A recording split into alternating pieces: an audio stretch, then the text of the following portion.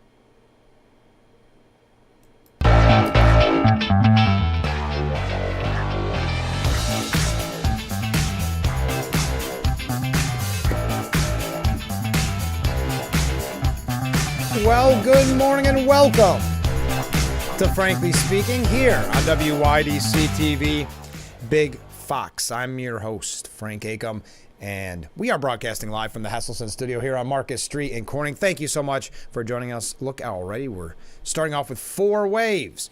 Boy, do we have a lot to cover. We're going to be talking this morning, of course, more about the assassination attempt on former President Donald J. Trump. This is the second assassination attempt. We'll be discussing that. Before that, we do have some local and state issues I want to get to before we run out of time.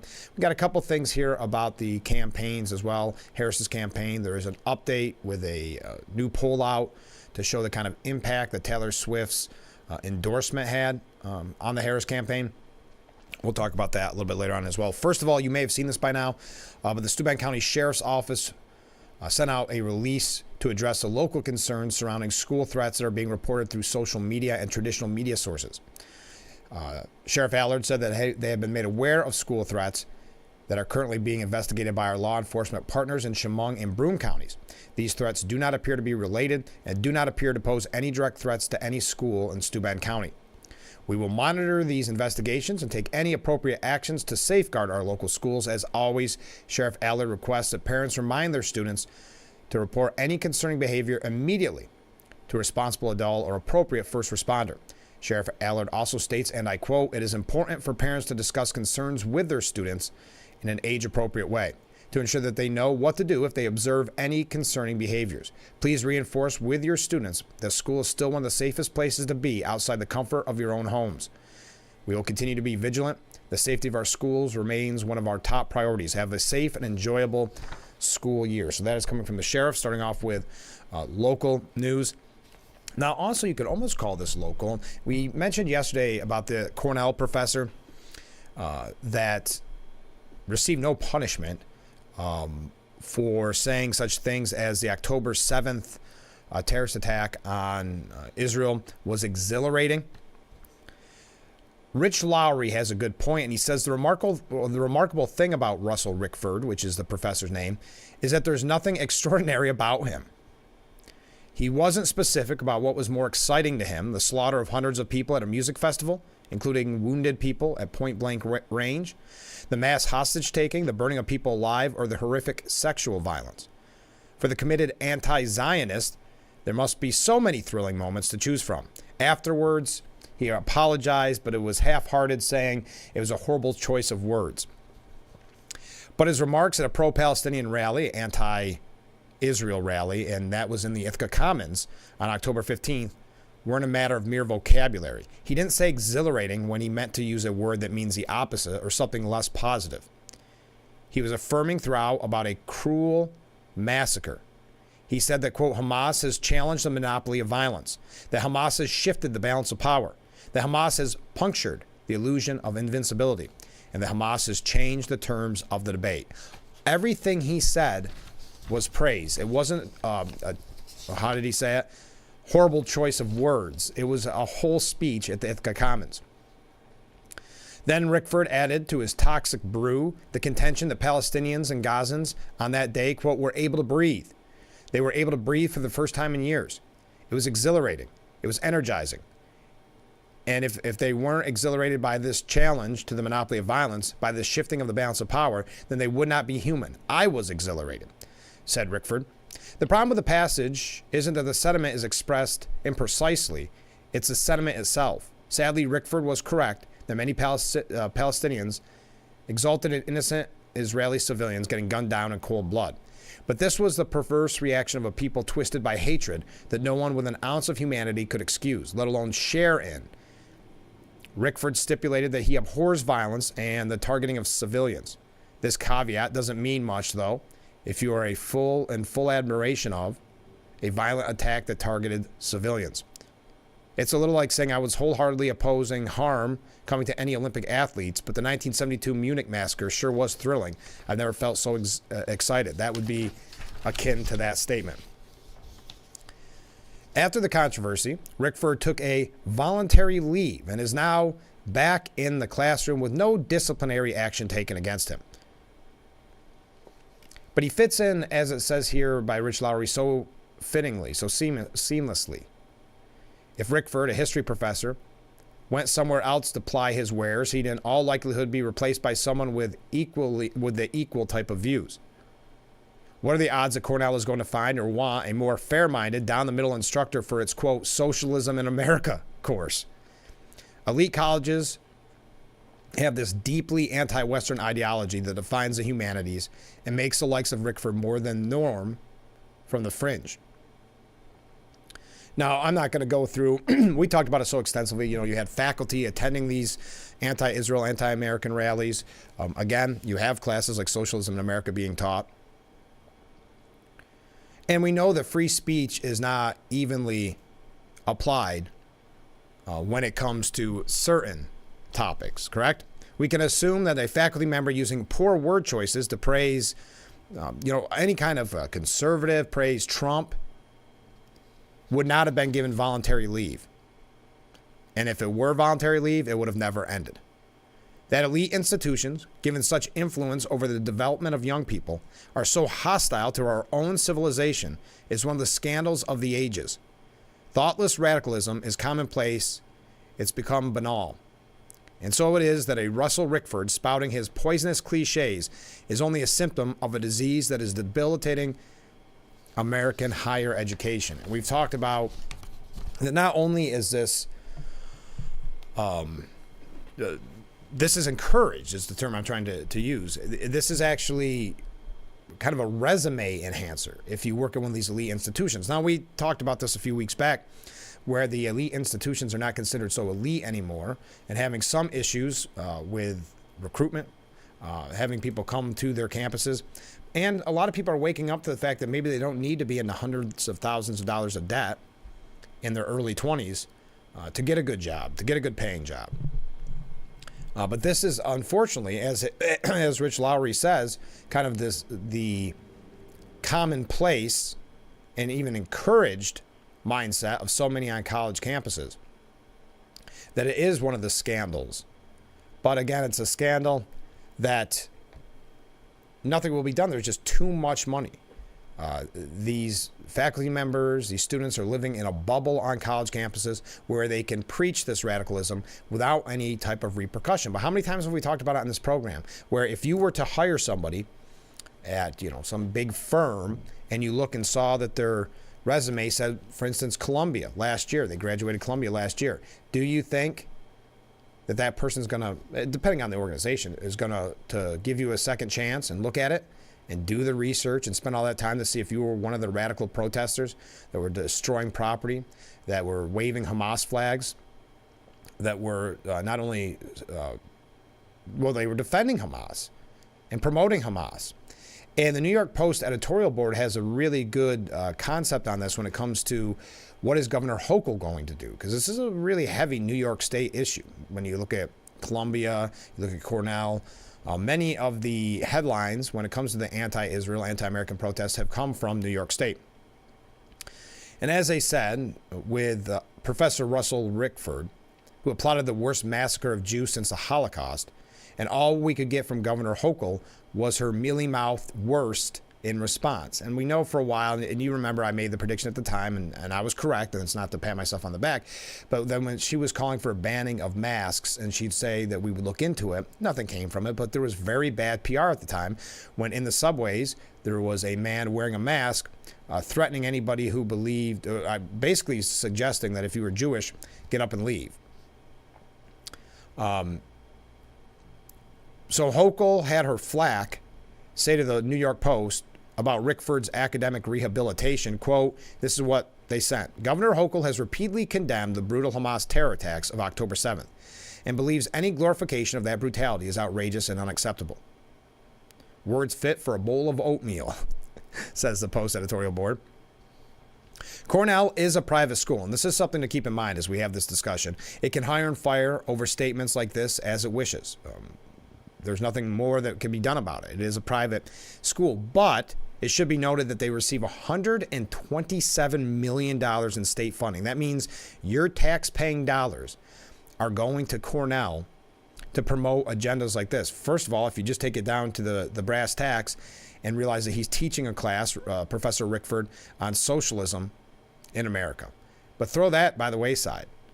His comments and the encouragement of this type of rhetoric is being paid for by your tax dollars. And that's where Hochul should be hitting it. If she had the moral courage to do something beyond issuing toothless statements. No matter how woke a school is, monetary pain always seems to bring out the sanity among its administrators, as witnessing the departure of Cornell's disgraced former president Martha Pollack, ousted partly because donors revolted. Plus, as Hochul is ex officio a member of Cornell's board of trustees, so she can push for a new president who can get this school on course to a future that doesn't include faculty bigots like Rickford. But we see little hope for anything like that. Look at what she's allowed her state to become. In New York City, the center of Jewish life globally outside of Israel, a massive pro-Hamas rally celebrating the murder of hostages took place just this month. Jews are openly stalked, harassed, intimidated, and assaulted on college campuses and elsewhere by the new brown shirts. This madness will only get worse as long as high officials like Hochul refuse to crack down on it. It's time to show some spine, Governor. That's the New York Post editorial board. I know that's a story that I like to give you updates on because something like that will start to die down in media attention when there's so many other things going on. But it is still such a, well, it should be such a concern. Because remember, this is the indoctrination of young people that are then going out to the real world. We had that story just yesterday where Gen Zers, there's issues with employing them because they're always so offended. They're, as the report stated, kind of lazy, don't have the work ethic. But remember, work ethic was not encouraged at college campuses. What was encouraged was this kind of liberal activism, this political activism. That's really what gets you the best grades. And do you think for a moment, when we talk about indoctrination, that someone with maybe the values of a conservative could go into that socialism in America class and fight back with their professor at all? Of course not. That's one of many issues why I believe the protest gained such traction. Not because some of I think there was a lot of students that believed in the cause, that anti-Israel cause, but there are many that, number one, realize that it would make them cool if they're protesting. There's also, you don't want to be a social pariah on college campuses if you don't support this far left anti-Israel position. And it's not just not being invited to the local keg party.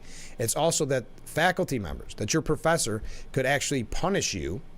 He or she could punish you and give you lesser grades because they find out that you have the audacity to support Israel. Now, we have a couple other New York issues, and then we're going to get into the assassination attempt of former President Trump. But there's a couple things that I knew if we didn't get to them at the beginning that I would run late and do the thing I normally do and have to read them very, very quick. And I didn't want to do that because there are important issues going on in New York State. Also, a little bit later on, we're going to hear from representatives of the End of Alzheimer's Walk, the Walk to End Alzheimer's, which is coming up at Watkins Glen International on Saturday. It's not too late to sign up for a team. You can walk the track and raise some money for an amazing cause, or you can donate, and I'll put my Big Fox team up on the screen probably quite a bit this week. But if you want to donate and are unable to make it to the event, we'd love to have your support. All right, let's take our first break. Stay with us. We'll be right back with Frankly Speaking after this.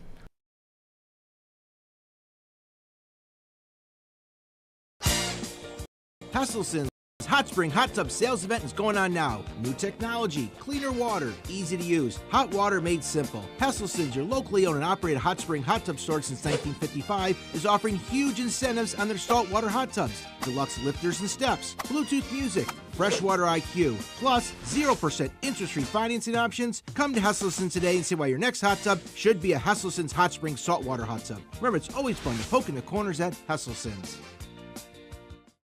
Hi, I'm Sam. Welcome to Pangea Global Tea House. Pangea Global Tea House offers comfort foods of the world. Over 50 teas, a sampling of cuisine from over 10 countries. Globally inspired cuisine and striving to give you an ultimate experience. Come in and try the frankly delicious Turkey Club special for just $20, including your beverage of choice. Pangea Global Tea House. Yet a really good tea house bringing you the flavors of the world, offering something for everyone.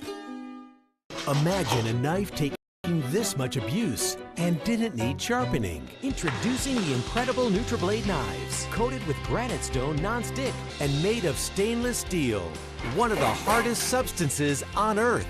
Now everyone can chop, slice, and dice just like a pro. Order right now to get this professional 6-piece set of NutriBlades for just $29.95. We'll even ship them to you free. Get your own NutriBlade knives, the last knives you'll ever buy. Rated the best hearing aids of 2023 by Forbes, the Audien Atom 2 series offers superior sound quality and functionality for a fraction of the price. For just $189 a pair, the Atom 2 features 4 different hearing modes for all types of hearing loss. It packs crystal clear sound, a nearly invisible design, and is even rechargeable. I actually like them better than my old $5,000 hearing aids. They're so comfortable, I forget I'm wearing them. And the sound is amazing. The Atom Pro 2 is our smallest hearing aid yet, featuring advanced background noise cancellation, and is the world's first hearing aid with built-in UV cleaning that kills 99% of bacteria.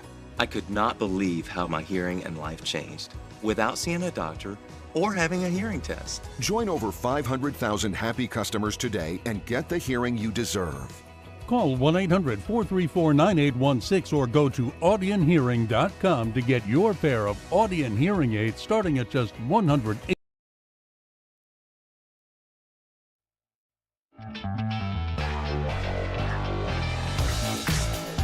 And we are back broadcasting live from the Hesselson studio. Thank you so much for joining us this morning.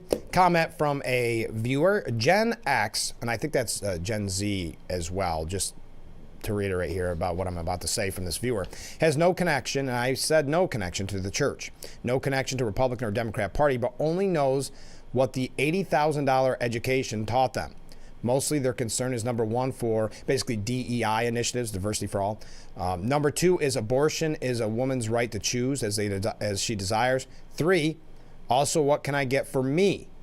And no alliance to anything but being happy. Kamala will make me happy is the idea. And as this viewer says, a smart person will change their view if new information contradicts their belief. An indoctrinated person lacks this ability as they are conditioned to dismiss facts. Thank you very much. Last couple New York issues before we get to the attempted assassination of former President Trump. There is a bill, speaking of New York and speaking of the governor, this is at the governor's desk. It would require licensed gunsmiths in New York State to post a warning about the risks that come with owning a firearm. If signed into law, firearms dealers in the state must post a sign where weapons are sold, displayed, or delivered, including a paragraph explaining how guns in the home increase, this is their direct line, this is their quote, increase the risk of suicide, death during a domestic dispute, or unintentional death to children. It must also include contact information for the National Suicide Prevention Lifeline. It would be given to any gun purchaser at the time of sale. Senate Deputy Majority Leader Michael Generis said, "We have warning on cigarette boxes. We have warnings on bottles of alcohol, and I would argue that a gun, when used irresponsibly, is much more dangerous than either of those products, as dangerous as they are." Generis noted New York has stricter gun laws in place than most other U.S. states, but more must be done to warn people of the risks that come with having a firearm in the home, even when purchased to be used for self-defense. There's a broad educational component that seeps into the public consciousness that will help, the Queens Democrat said. The state would design the notices, which supporters say will serve as a type of public education campaign and reduce the chances a gun will be used to unintentionally hurt someone else. Out of curiosity, just pure curiosity, do the warnings on cigarette packs, I don't know, do the warnings on alcohol, do they really serve the purpose of what they're supposedly set out to do? Rebecca Fisher, the executive director of New Yorkers Against Gun Violence, says they may be purchasing it for the purpose of self-defense, but the likelihood that the gun is actually being used to injure someone else, whether intentionally or otherwise, is much higher than a lot of gun owners may anticipate, and in general, that the public understands. Now, meanwhile, gun store owners argue that they doubt posting such warnings will be effective at reducing gun deaths, adding that signs posted declaring schools as gun-free zones have not prevented a mass shooting from taking place there. Having a location in which to put these signs makes them visible in the way the legislation is calling for, and then have the local police have to come in and verify these signs are up with another unfunded mandate. It just doesn't make any sense, said Craig Serafini, who owns Upstate Guns and Ammo in Schenectady County. If signed into law, gun store owners who fail to comply with having enough signs or do not have them in the proper locations can be fined $1,000 or face up to 15 days in jail. Local municipalities would not be liable for businesses in non-compliance. Let me ask, just out of curiosity, another question. Do you think if this is signed into law, and I have no reason to think it won't be if it's at Governor Hochul's desk, do you think they'll crack down on this signage more than they've cracked down on the illegal pot places? Now, I will say I believe gun stores and the blacksmiths or whatever, gunsmiths, I believe that they will hang the posters. They won't ignore this law, so don't get me wrong. But I can see more visits at those shops than I do at the numerous illegal weed stores that we've seen pop up throughout our communities and the issues that arise with that. Just something to keep in mind. One last thing that you may not have thought about on New York State, and then we're going to move along and take a break. So approximately 60 schools in New York State had to change their name by the end of the school year, and by the end of this upcoming school year. It has to be something non-indigenous, but their logos and their mascots have to be non-indigenous as well. Schools like Indian River, now known as the Wolves rather than the Warriors, also have to do this on their own dime, on the hook for potentially hundreds of thousands of dollars. As a matter of fact, one school district kept out $200,000 to prepare for the work ahead. While allowed to keep its district name, Indian River is one of nearly 60 school districts throughout New York required to eliminate all use of indigenous-related mascots and images by the end of this brand new school year or risk losing state aid. It's a mandate from New York that came with no funding to pay for the changes. Sounds about typical, doesn't it? Let Albany do their virtue signaling and let everybody else pay the consequences. As I said, this school district specifically put aside $200,000 for their work. Well, that adds up to the taxpayer. I'm not going to go through the whole process of what they had to do. Basically, just look at getting rid of their logo. We would love it if New York State stepped in specifically to assist with any of this logo rebranding-based work. Decker said the entire transformation won't happen by the end of the year, noting it may take a few years. That doesn't affect state aid as long as the work is being done to make the changes. Just something else to add to the taxpayer. Well, how many examples can I give you of more hits at your wallet, correct? Just like I mentioned Cornell and $127 million going to Cornell from New York State taxpayers. All right, let's take a short break. When we come back, we're going to talk about the second attempted assassination of former President Trump, some of the things that we've learned, what some of the rhetoric, because yes, the rhetoric has not toned down. We're going to talk about some of that. We also have a few quick things here about the campaigns with the Trump campaign as well as the Harris campaign.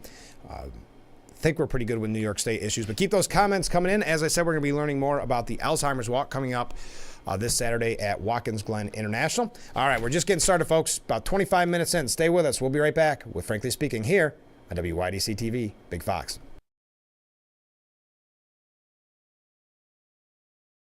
If you or a loved one regularly used hair relaxers or straighteners and were diagnosed with uterine, ovarian, or endometrial cancer, you may be entitled to significant financial compensation.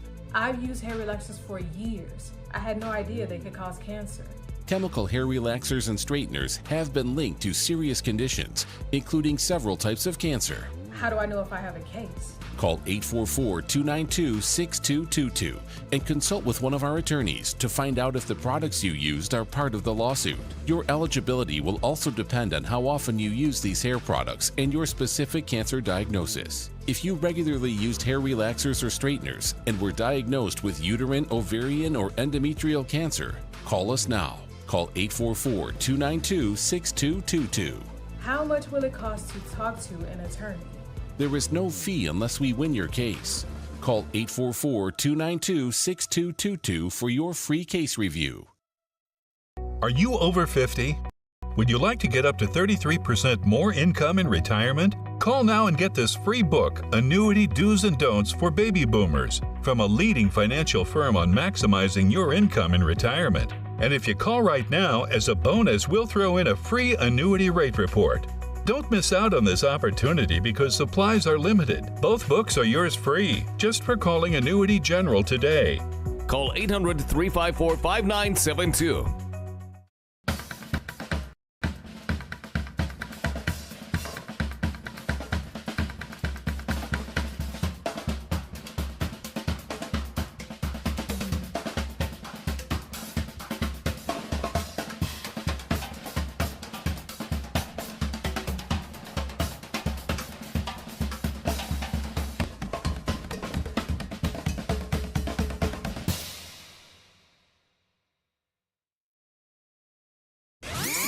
The Fox Sports app isn't just any sports app. It's your sports app. For the touchdown! Yeah, yours. Your teams. Your highlights. Your scores. Your stories. Just choose your favorites to get more of what you want. To the end zone! And of course, stream your teams live. The best part is free with your pay TV subscription. And we are back with Frankly Speaking, broadcasting live from the Hesselson studio. We've got some comments coming in. Democrats enjoy illegal activity so they can eventually say the government is needed to fix the problems it creates. Gunsmiths aren't part of their agenda, so yes, they will be used as examples whenever possible. Yes, of course. When it comes to the signage that we were talking about, that they will have to put up almost safety warnings at gun stores, they will definitely be made a point of if they don't put up the signs. Now, my belief is that because they are law-abiding, and that's the whole issue with guns, right? They focus on the law-abiding citizen and punish them and not the criminal, just like we're seeing with bail reform, et cetera, et cetera. So, yes, they will try to make them definitely make a case for each one that they possibly can. That's why, going back, I equated it to the illegal pot stores that we see throughout our communities. They have no real concerns over it, even though it's costing taxpayers a fortune.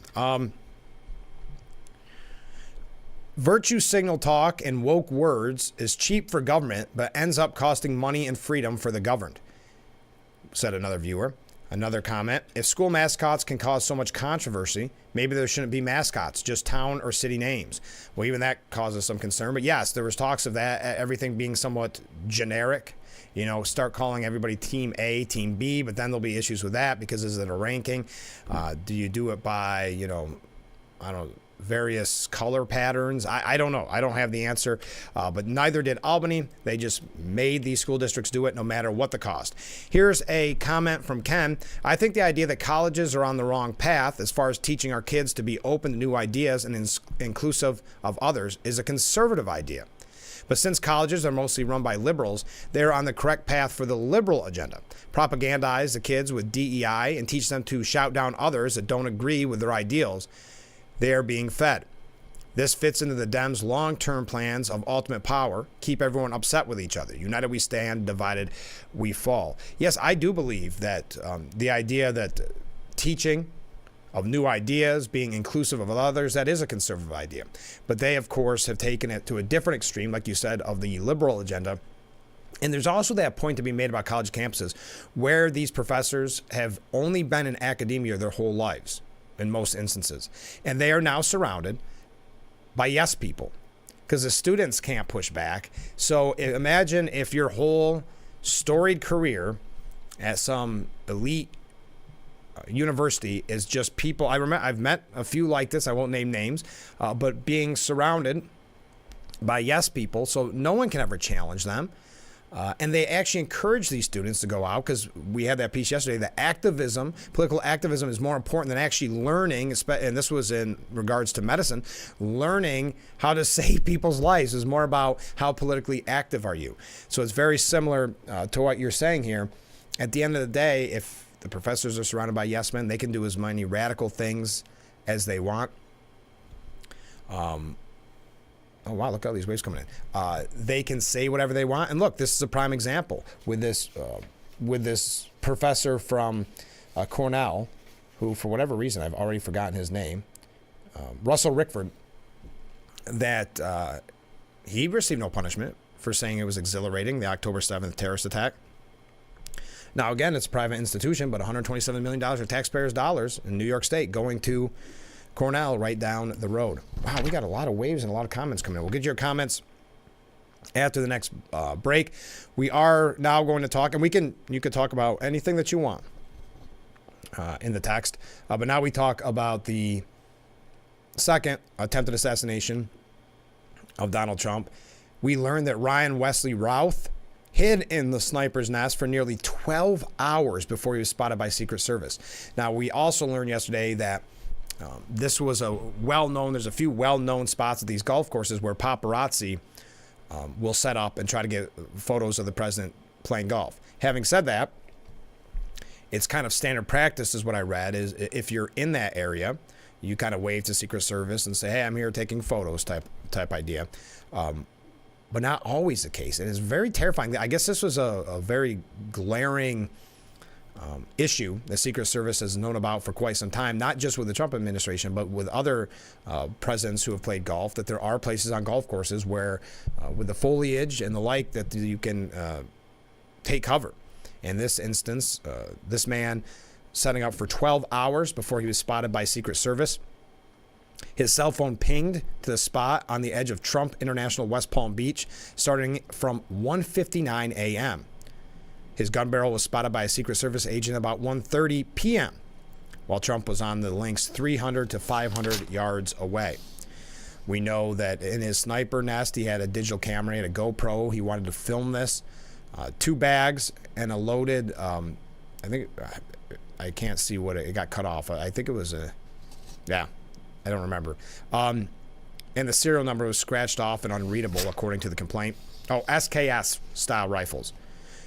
They are not manufactured in Florida, and the weapon was either brought in from another state or country. Moments after the Secret Service agent fired at Routh, a witness saw the suspect speeding away from the golf course in a Nissan Sport utility vehicle with stolen license plates. Yes, it was really a concerned citizen that helped kind of put the bow on this and bring him into justice, because the resident saw something that didn't look right to them. So they took a photo of the car speeding away after probably hearing those gunshots and getting his license plate so that he could ultimately be brought in. Now, he was rejected as a whack job, that's the exact quote, when he tried to volunteer for Ukraine. He was quickly rejected and pushed aside after being dubbed a whack job and off by the more serious foreign fighters in the country. While some had interacted with him personally, others told the New York Post they knew his type and were not at all surprised by it. A crazy idiot, but no one's really surprised. There are people like that show up and are desperate to help and be important, said one American fighting for Ukraine. And he was just one of those, just on the crazier end of things.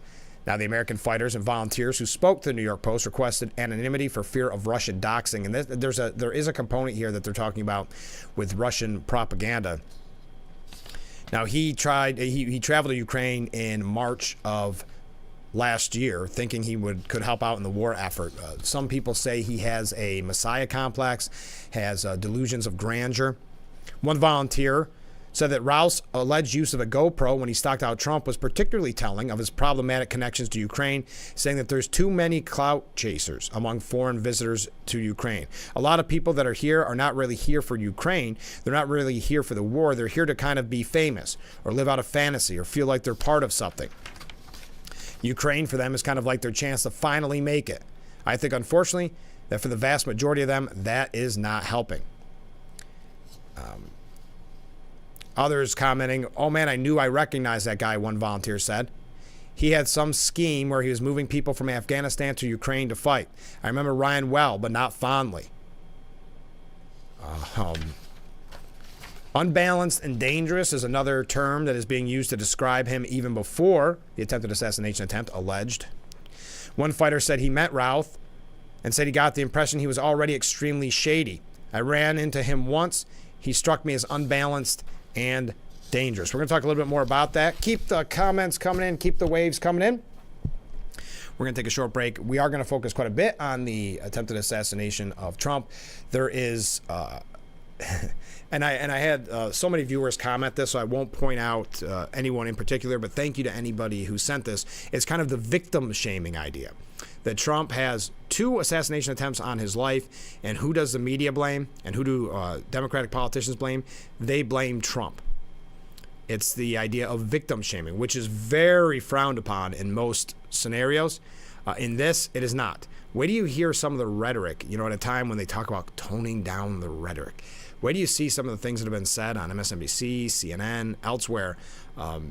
Again, blaming Trump, but also just some of the nastiness to the point where you kind of shake your head and think, wait a minute, this is a second assassination attempt, and look how little coverage is focused on that fact alone. I mean, they've tried to bury the first assassination attempt because they don't like showing that photo, which early on Axios reported people were saying don't show it. It's pro-Trump propaganda. But I know we play this game a lot, and people call it, I think, whataboutism. But you do ask, God forbid, if this wasn't Trump. If there had been 2 attempts on somebody else. I'm not going to name anybody because I don't want to go down that rabbit hole. I'm just saying, if it weren't Trump, the coverage would be so extremely different.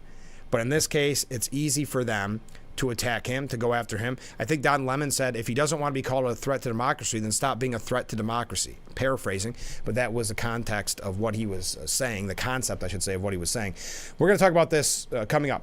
I do this little thing where I promo what we're going to talk about, and I end up spending way too much time. Stay with us. We'll be right back with Frankly Speaking here on WYDC TV. Big Fox.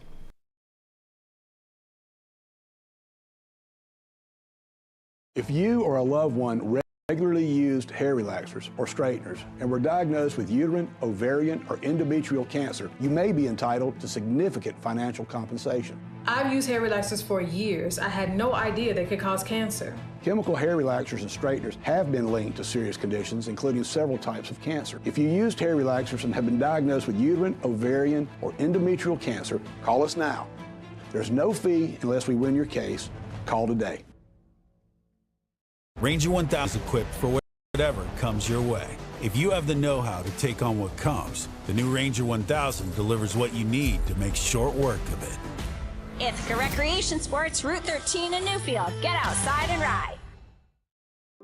Bathroom of your dreams is only a phone call away with BCI Bath and Shower. We can make your ordinary bath and shower extraordinary. This is not a cookie-cutter design. This is a complete custom build that will fit your every need.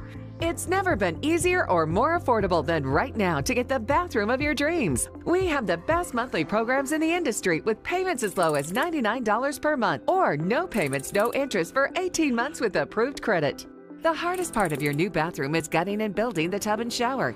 If your bathing area is old, there could be damage behind the walls and possible mold and mildew, which can be a serious safety issue. At BCI, we don't cover a problem, we fix it.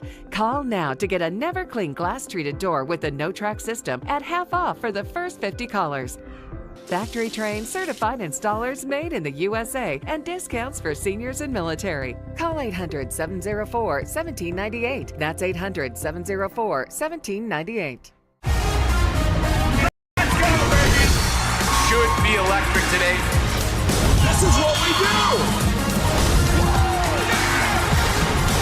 Sensational. Big Noon Kickoff, Saturdays on Fox. Welcome to Frankly Speaking, talking to the people that affect your life, that affect all of our day-to-day lives. This is something you're not going to get anywhere else. We've got a lot to offer. There'll be a lot of news, local, regional, national, really the things that affect you. And I think you'll be glad that you tuned in. So think of it as radio on TV. Frankly Speaking, live, 2 hours long, starting at 6 a.m. on WYDC TV Big Fox. This is... And we are back broadcasting live from the Hesselson studio here on Marcus Street in Corning. Thank you so much for joining us. Comment from a viewer: if people are so easily offended by mascots, how is it being taught to be accepting to different thoughts and ideas? I don't think it is being taught. I think that the simple answer to your question is it's not being taught. Hence what we're seeing on college campuses, because remember what we've said, it doesn't start and stop on college campuses. In most instances, that kind of push to always be offended or to close out any other thought or idea than your core beliefs, that's being stifled in early education. We've talked about it in the past. So yeah, I mean, simple answer is it's not being taught to accept different thoughts and ideas. Hence the reason why people are being shouted down on college campuses, especially if they're pro-Israel. That's why it is apparently acceptable on college campuses to intimidate, threaten Jewish students, because faculty, again, in their bubble, in their yes men bubble, see nothing wrong with it. So not only is it not punished, it's encouraged. According to a CNN piece, Ryan Routh's support for Ukraine, and Routh is the man allegedly who had the second assassination attempt on Trump. His support for Ukraine is a propaganda win for Moscow at a very tricky time for Kiev. At arguably the most crucial point of the conflict, Routh's vocal support for Kiev has somehow been seized upon by Russian echo chambers after he was detained Sunday in connection with an apparent assassination attempt on former U.S. President Donald Trump. I'm not going to give you his history. You know his history with Ukraine. Washington's support for Kiev is weighty and consequential when it lumbers into play, yet horrifyingly fragile when subjected to U.S. electoral politics and the Republican Party's fickle grip on geopolitics. Even this article somehow can blame the Republican Party for all of this. The sudden insertion of a wayward extremist like Routh is a loud, confusing wild card at a time when support for Ukraine urgently needed a calm and balanced voice. So in this case, another example of somehow the person that tried to assassinate Donald Trump, somehow the Republicans are not helping the issue. I don't know. Sometimes I feel like it's kind of impressive how much they can twist themselves up into a pretzel when it comes to finding a way to blame Trump, blame Republicans, blame MAGA, as they're called. But many are saying that Routh had, and I don't want to go into too much of the specifics because it is somewhat still a breaking story, but it is suggested that he had delusions of grandeur. He even sent letters to like world leaders, some apologizing because supposedly he supported Trump back in 2016, was it? Something like that. He told news outlets that he had spent months in Ukraine working to bring foreign fighters to the country from Afghanistan. On Twitter, he implored President Joe Biden to, quote, send every weapon we have to Ukraine, and offered Ukrainian President Zelensky advice on military strategy. And this is from a guy that they said was way in over his head when it came. Delusions of grandeur is a great way of putting it, where he thought he was kind of the Messiah complex, thought that he was the only ones that could save Ukraine. But the grandiose image that Routh painted online didn't seem to match up with his reality. In one interview last year, he acknowledged that he hadn't secured a single visa for the Afghan fighters he claimed he was ready to send to the country. And a Ukrainian military official told CNN that Routh's idea seemed delusional. Away from his keyboard, yes, they call him a keyboard warrior. He ran a small company. We don't need to know about all of that. But in the years before his alleged assassination attempt, he posted messages online criticizing Trump and showed a deep interest in supporting Ukraine in its war with Russia. And as I said, I'm not going to go through all this, but I saw earlier, he donated, in always the small amounts, the campaigns of Tulsi Gabbard, Beto O'Rourke, Tom Steyer, Elizabeth Warren, and Andrew Yang. His tweets from the time include Routh calling then-candidate Joe Biden Sleepy Joe and criticized him as someone who stands for nothing, no plans, no ideas, just as limp as Hillary. He also displayed a sense of self-importance in messages to world leaders as early as 2020 when he tweeted repeatedly at North Korean dictator Kim Jong-un. In one tweet, he wrote that I would like to invite you to Hawaii for vacation. We would love to have you here and entertain you. I'm a leader here and can arrange the whole trip. Please come. Whew. He also tweeted to the Zelensky back in 2022 saying, we can get thousands of civilians to join your fight. I'm willing to be the example. I will fly from America and fight with you. Please take the time to respond. Zelensky did not appear to respond. Imagine that delusion. I mean, to think that, first of all, that calling himself a leader to Kim Jong-un, but to think that you have that kind of power. This is some scary stuff. So, delusion of grandeur. Enough on that. we're going to kind of move along here and say what Trump has been saying, what Vance is saying, what Trump's golf partner is saying, and then really what's important, I think, and what is really something that needs to be focused on is what the media, how they are spinning this and victim shaming, blaming Trump and MAGA Republicans for this. We're going to talk about that as well. So stay with us. We'll be right back with Frankly Speaking here on WYDC TV. Big Fox will be right back.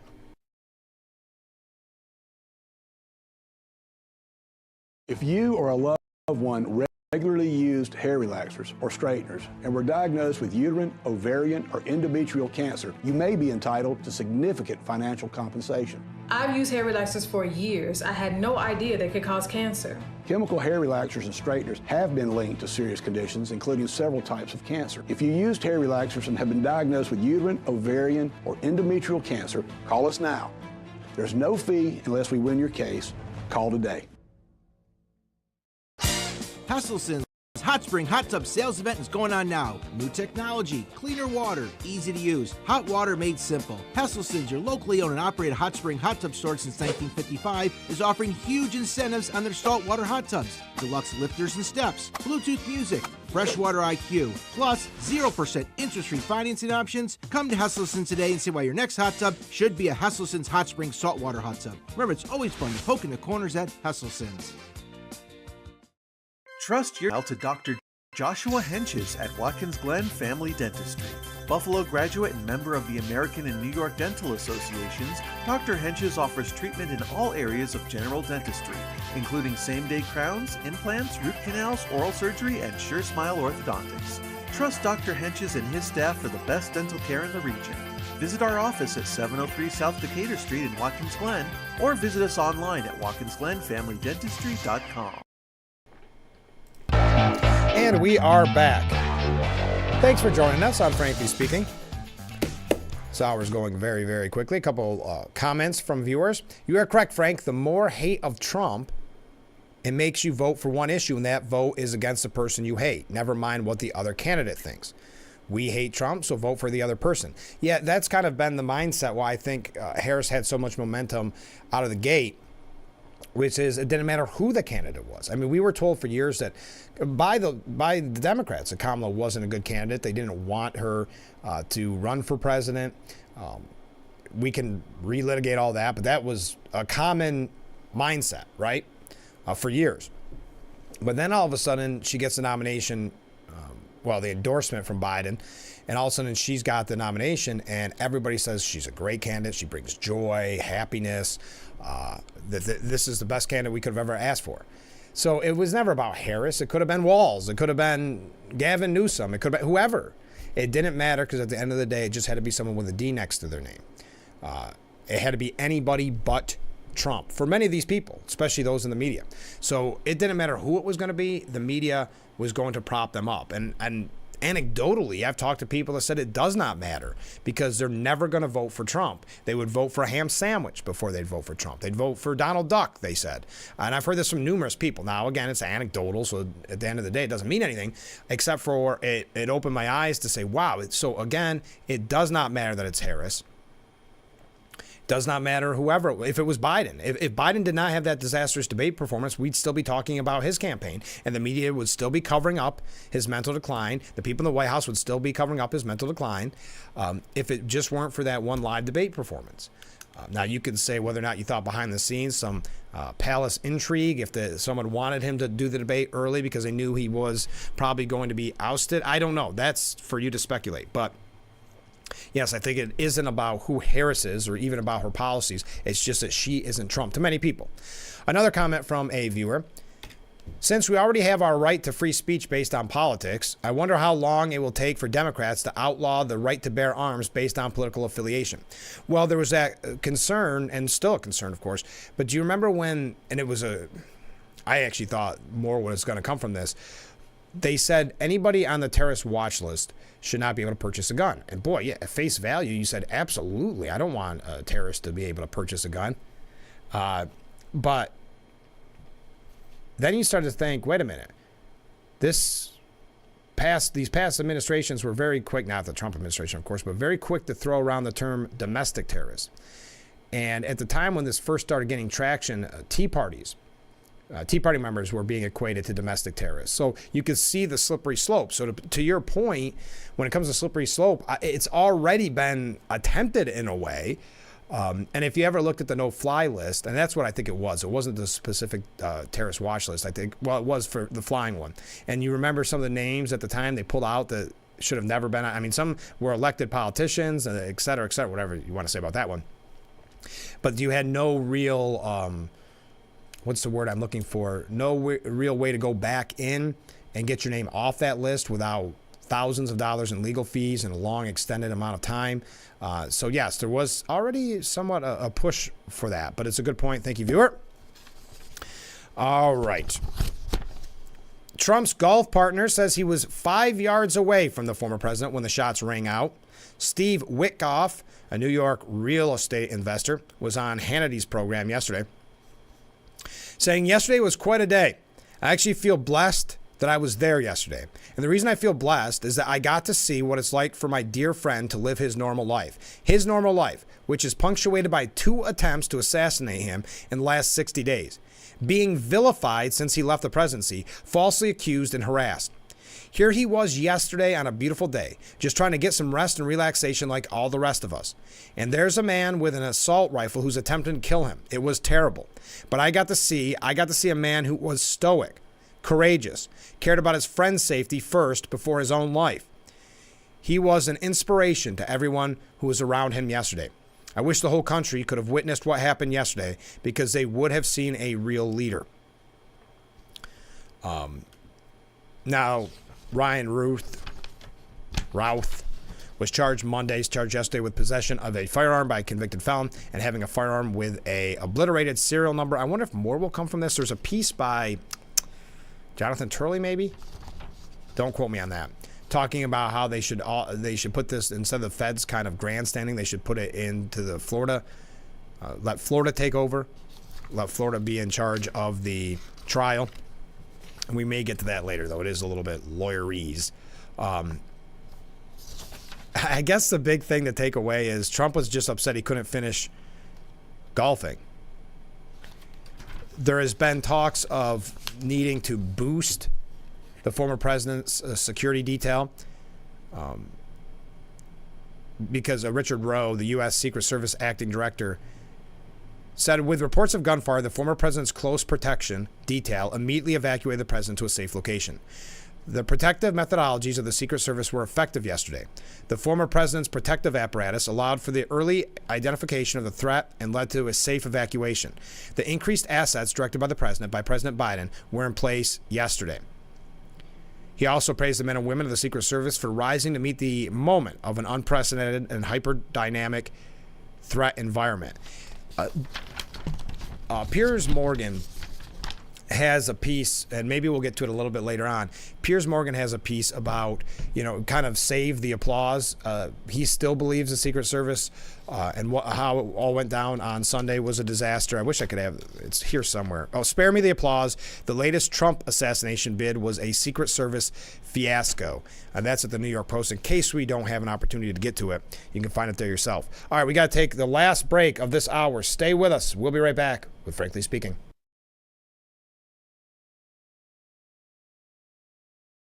Attention, Elmeron may lead to vision loss. If you have suffered vision problems after taking Elmeron to treat bladder pain, call the Hearn Law Firm. Elmeron may be responsible for your vision problems, and you may deserve compensation for your injuries. If you took Elmeron and now have vision problems, call the Hearn Law Firm at 888-308-3866 right now. You could find out if you qualify in less than 2 minutes. Call 888-308-3866 for your free case review. In a game of few words. Urkel, glasses. Nerd. It pays to know your nerds.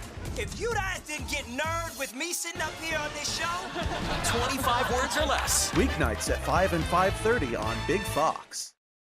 The Sports app isn't just any sports app. Your teams, your highlights, your scores. Get more of what you want. To the end zone! Stream your teams live. It's free with your pay TV subscription. Grab your Fox Sports app today. The Big Fox website is here now. WYDCTV.com. Local and national news that keeps you informed and involved. WYDCTV.com. Today's weather, up to date and in your town. WYDCTV.com. Sports news, local events, and health stories that affect you. WYDCTV.com. The Big Fox website. Your news here now. WYDCTV.com.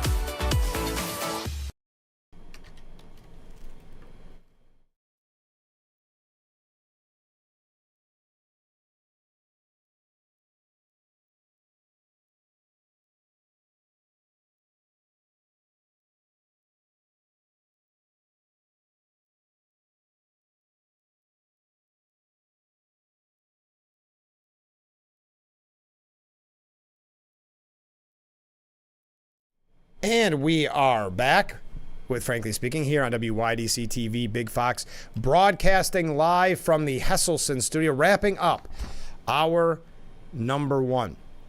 It is unbelievable how fast and how quickly this program goes. In the next hour, we are going to be talking to representatives from the Walk to End Alzheimer's organization, and there is a walk this Saturday at 4 p.m. at Watkins Glen International.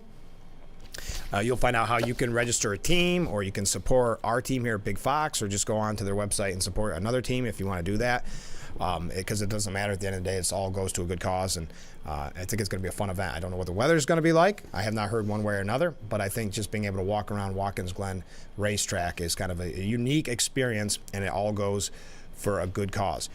We've got a lot of guests coming up this week. We're going to learn about, the Heritage Festival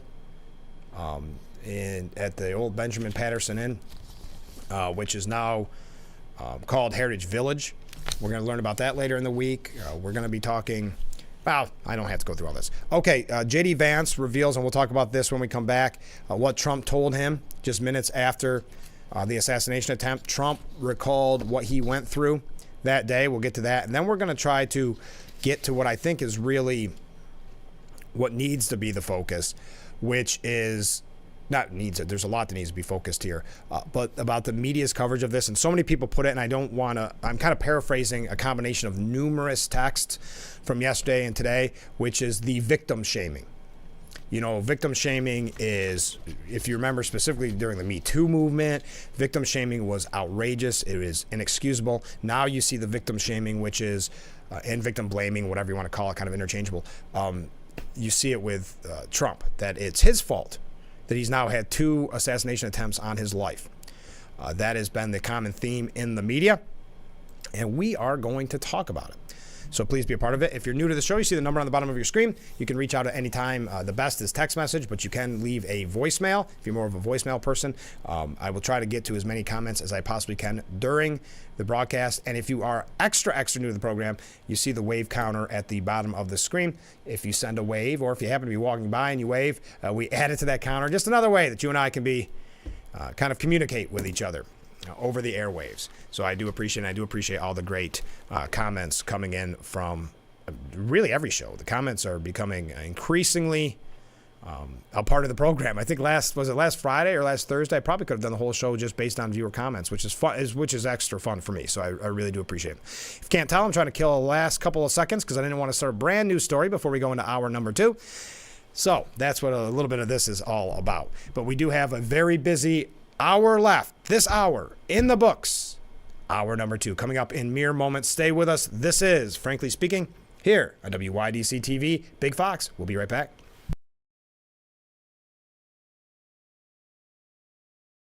Our water's better tasting. It's better for the planet. That's great, sir. Can I take your order? Oh, number 3. At Culligan, we get that most people don't think about water like we do, and that's okay. You see, when we install our drinking water and softening systems, we're thinking about filtering contaminants and the minerals that make water hard. So you can just think about softer, cleaner, better tasting water. At Culligan, we think about your water, so you don't have to. Call today to schedule your free water test. How many have you tried To clean a stubborn mess but end up with no success. What you need is the all-new waterproof Ruby Horsepower, the new cordless and rechargeable power scrubber that cleans faster and easier, guaranteed. Watch, baked on oven grease is no match. It blasts away dirt and grime in no time. The power comes from our rotating brushes, spinning at 350 RPM. The incredible torque fights calcium, mildew, mold, and more. Take it in the kitchen, where it busts through caked-on crud, or outside and tackle tough tasks with ease. Get your Ruby Horsepower with 4 additional attachments, all for just $39.99. Great news! They're in stock and ready to ship. Due to high demand, only 2 per order. Order now. Call 1-800-980-2344. That's 1-800-980-2344, or visit horsepowerscrubber.com. So call 1-800-980-2344.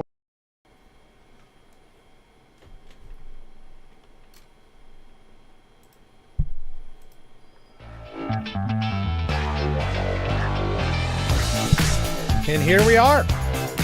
Hour number 2 of Frankly Speaking. Thank you so much for joining us this morning on the program. I'm running to get water and I'm running a little bit late. Okay, let's get back into the discussion. We've been talking a lot of things.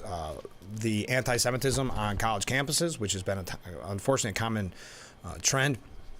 But this instance that we brought up today, right in Cornell, right down the road, we also learned that $127 million in taxpayer money from New York State going to Cornell. But let's get back to the second attempted assassination of Trump, and we're going to take a deep dive into what the media is saying. But J.D. Vance revealed what Trump told him minutes after the ex-president was the target of the second assassination attempt. He said, "Hey, J.D., you're not going to believe this, but they tried to do it again."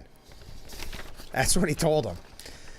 I said, "No, you're joshing me." "What's going on here, sir?"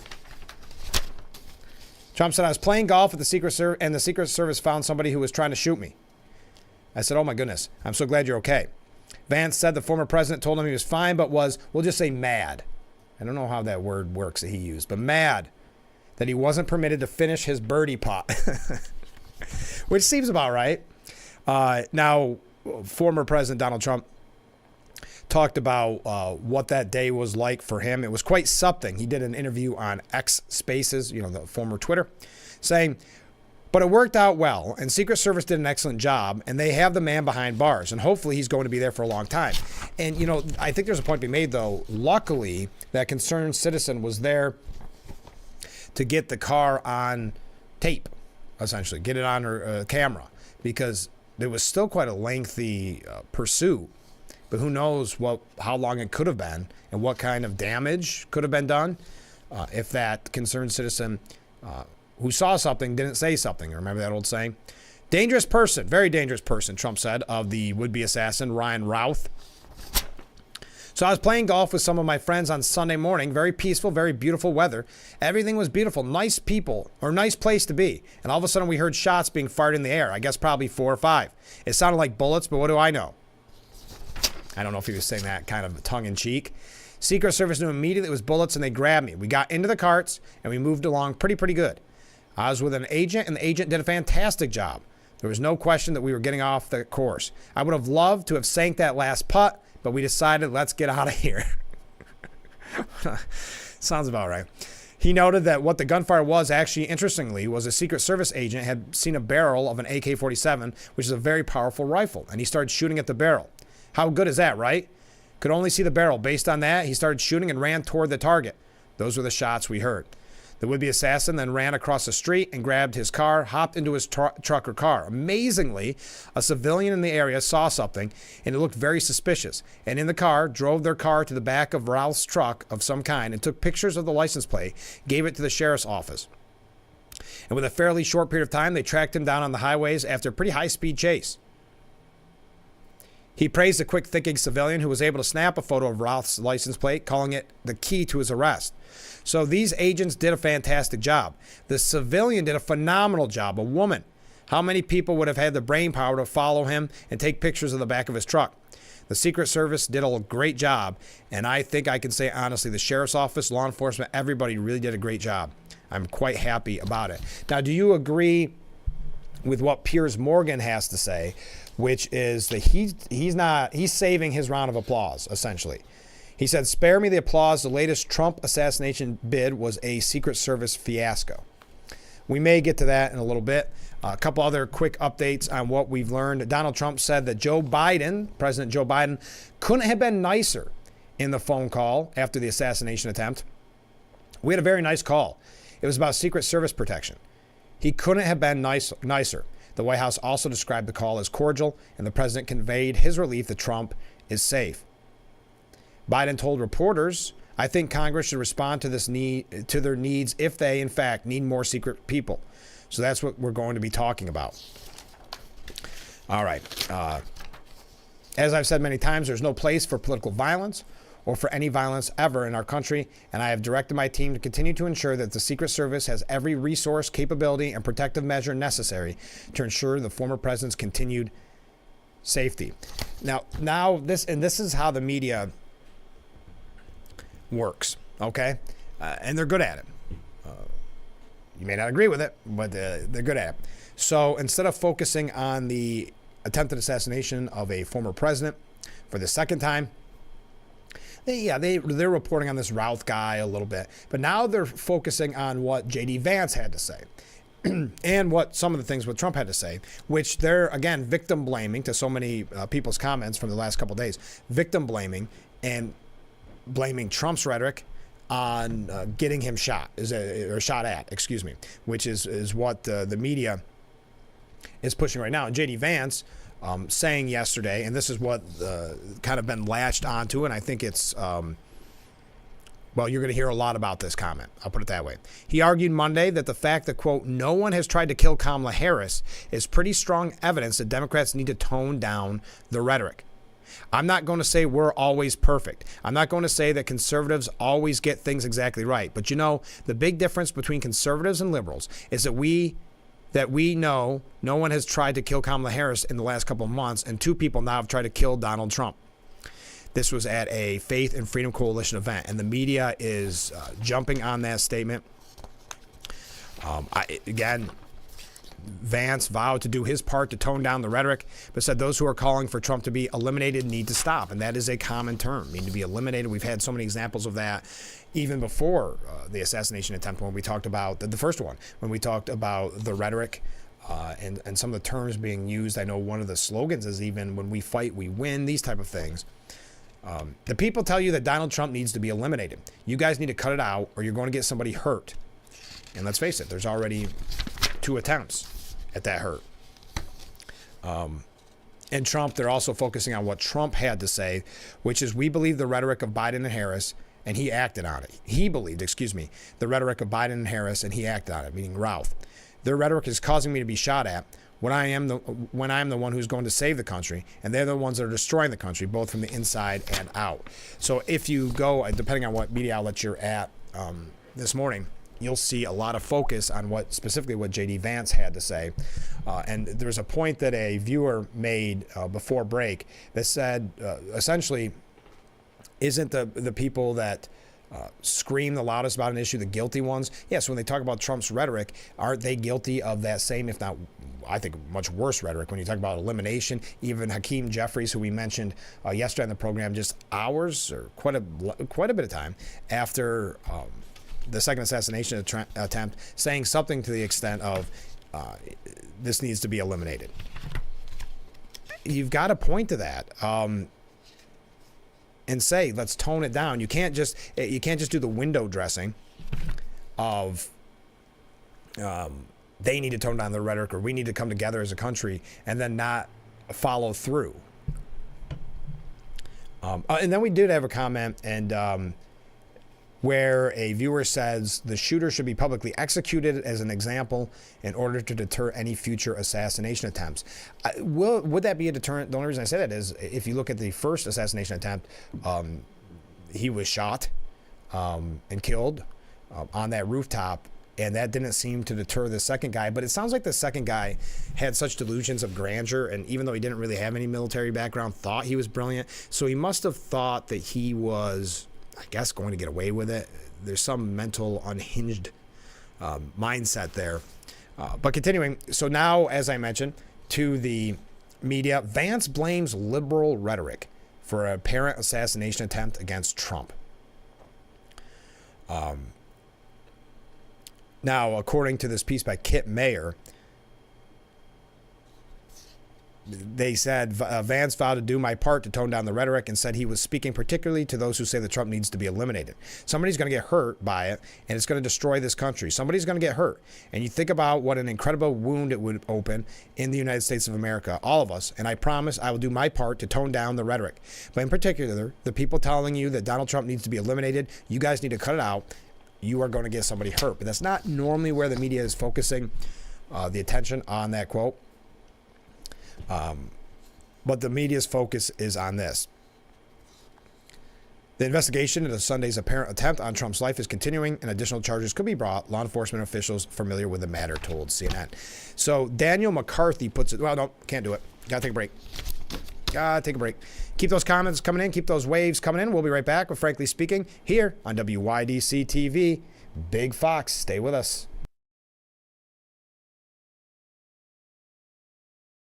Trust your smile to the friendly staff at Watkins Glen Family Dentistry. From same-day CEREC crowns to advanced imaging using our Baytech cone beam, to our pain-free dental anesthesia system, the Wand STA system, Watkins Glen Family Dentistry provides you with the best dental care in the region. We welcome people of all ages and will treat everyone in your family like one of ours. Visit our office at 703 South Decatur Street in Watkins Glen, or visit us online at watkinsglenfamilydentistry.com.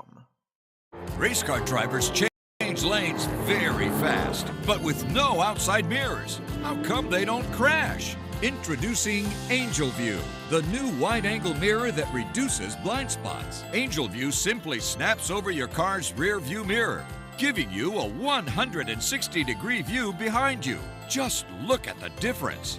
Look, ordinary rear view mirrors are small and flat, but Angel View has a huge mirror with curved glass. This convex shape allows you to see both blind spots with one glance. And with our Pro Edition special coating, it's anti-glare at night. Get your Angel View now for just $19.99. But wait, Angel View may be discontinued. Due to rising costs, Angel View is stopping manufacturing effective immediately. Once the current inventory is gone, it's gone forever. Order now. Call 1-800-897-0371 or visit getangelview.com. Order now.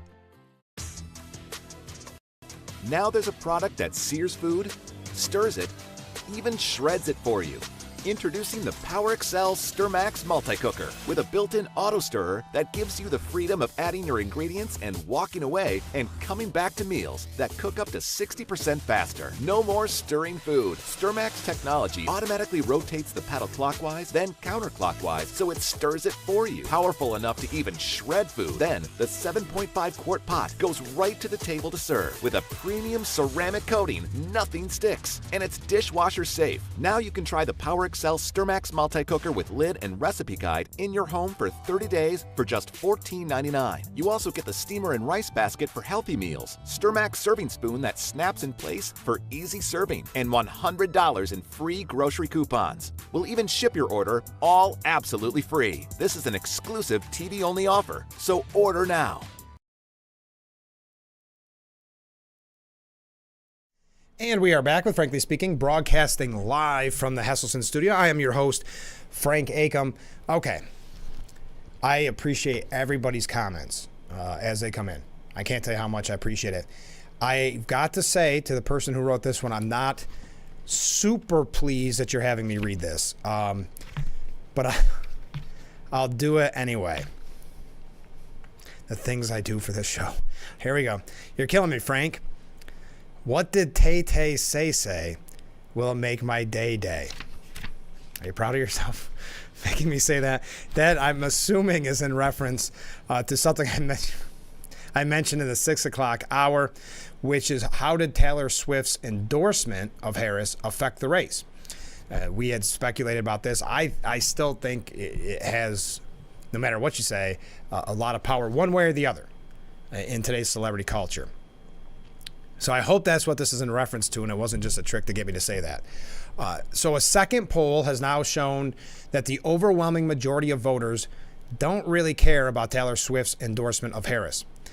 And at first I said, well, what outlet is this coming from? Well, this is an outlet that would most likely want to see that really affect the race. Only 6% of respondents in a new ABC News Ipsos poll released Sunday said the pop star's endorsement of Kamala Harris makes them more likely to vote for her, 6%. Meanwhile, 13% said it makes them less likely to support her, with the vast majority, 81%, saying it makes no difference whatsoever. Those responding negatively are overwhelmingly supporters, as you can imagine, of former President Donald Trump. ABC News was behind last week's presidential debate, so they're not overly happy with and again, polls, you know how I feel about polls, and I think you feel the same way. But that's not exactly the response they were hoping to get. Now, the new poll comes after a separate YouGov poll also found that Taylor Swift's endorsement isn't working the magic that the left had anticipated. I will say one thing that intrigued me is the timing of the endorsement. When you have the quote-unquote momentum, unless they really thought she was going to do really bad in the debate, but because don't think for a moment, folks. I mean, I think this goes without saying. I don't want to spend too much time on this, by the way, but that this was all a coordinated effort. It's not just as if Taylor Swift sat on her couch and decided, today's the day I'm going to endorse. I mean, this has all been probably pre-written, definitely checked and double-checked. I'm assuming got approval from the Harris campaign. And I'm surprised at the timing of it, though, because unless you didn't have confidence in your debate performance, I would think, hey, wait and send this a little bit later, because right now we'll have the momentum, quote-unquote, momentum from the debate. And then as that starts to ebb, then we throw the Taylor Swift endorsement. But YouGov found that just 8% of respondents said that they would be either somewhat or much more likely to vote for Harris due to Swift's endorsement. A full 20% in the YouGov poll said that they are somewhat or much more likely to vote for Donald Trump because of it. The majority of respondents, at 66%, said that Swift's endorsement made no difference. So 66 in YouGov, 81 in the ABC polls. Interesting. Again, the timing was weird, but definitely something worth mentioning. So I hope that is what that was in reference to, and why you had me do that. Yes, this is a comment from a viewer. President Trump is definitely a grassroots person, unlike the big money. Yeah, Democrats, if you think about it, in this race, it is the biggest, or how do I want to word it? Not biggest. Big money has played the most influential role in this presidential race, perhaps more than any other, because big money was also behind pushing Biden out. So you have the beginning part of that, burying their money, saying we're not going to give any more to Biden until he's out. Now there's also Nancy Pelosi and the Democrats who stabbed him in the back. That's neither here nor there. It's a very important part of that, but I'm talking about big money specifically. And then you have the big money pushing him out, and then the floodgates opened when he was out and endorsed Harris, and all that big money that had been saving up that they weren't giving to Biden went to Harris so that she could start off with that momentum. So yes, I think there's a point to be made there.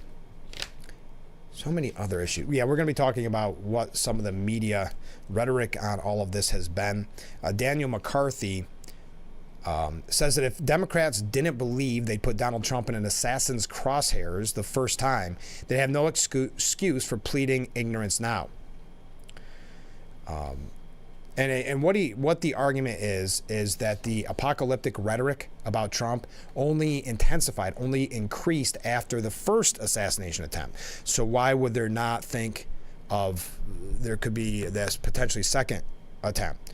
I mean, even Routh, the man being accused of this, tweeted out back in April, "Democracy is on the ballot and we cannot lose," which is very reminiscent of what we heard at the convention and elsewhere.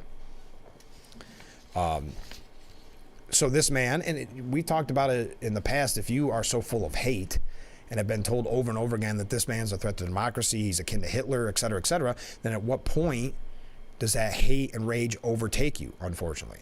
And where you think, and this guy had such delusions, it looks like, so many delusions, that he must have thought he was going to, save democracy by doing this.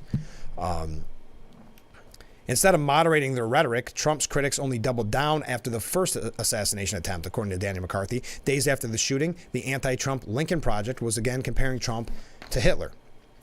On July 19th, Democrat Senator Martin Heinrich called Trump an existential danger to our democracy. As recently as last week's presidential debate, Kamala Harris accused Trump of, quote, attacking the foundations of our democracy.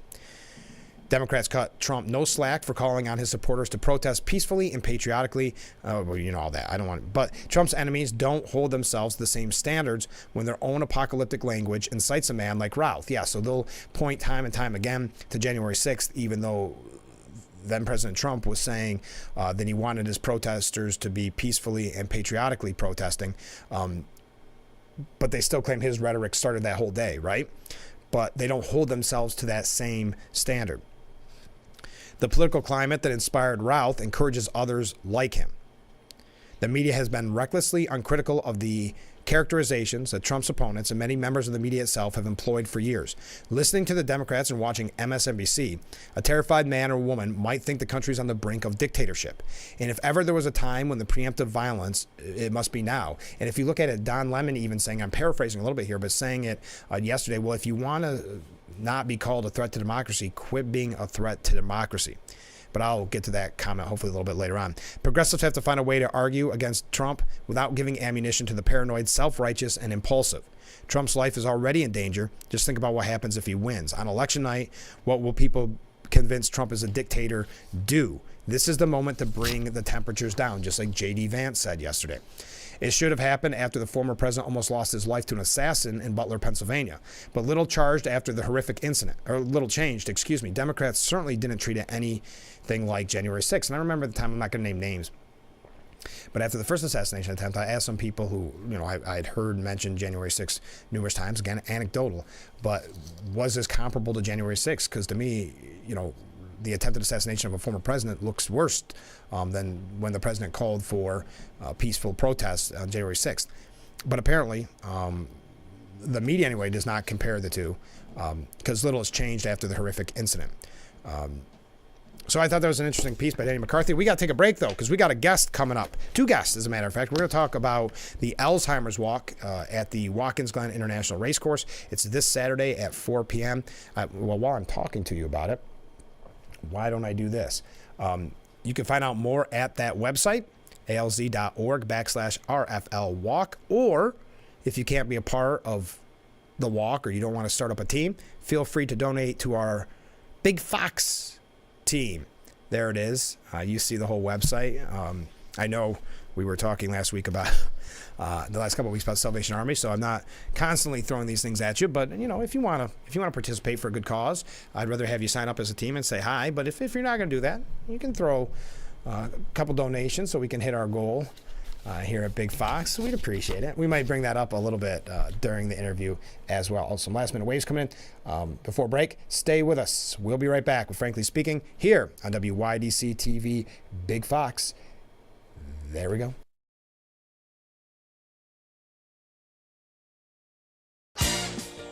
Hesselsen's Hot Spring Hot Tub Sales Event is going on now. New technology, cleaner water, easy to use, hot water made simple. Hesselsen's, your locally owned and operated hot spring hot tub store since 1955, is offering huge incentives on their saltwater hot tubs. Deluxe lifters and steps, Bluetooth music, freshwater IQ, plus 0% interest-free financing options. Come to Hesselsen's today and see why your next hot tub should be a Hesselsen's Hot Spring saltwater hot tub. Remember, it's always fun to poke in the corners at Hesselsen's.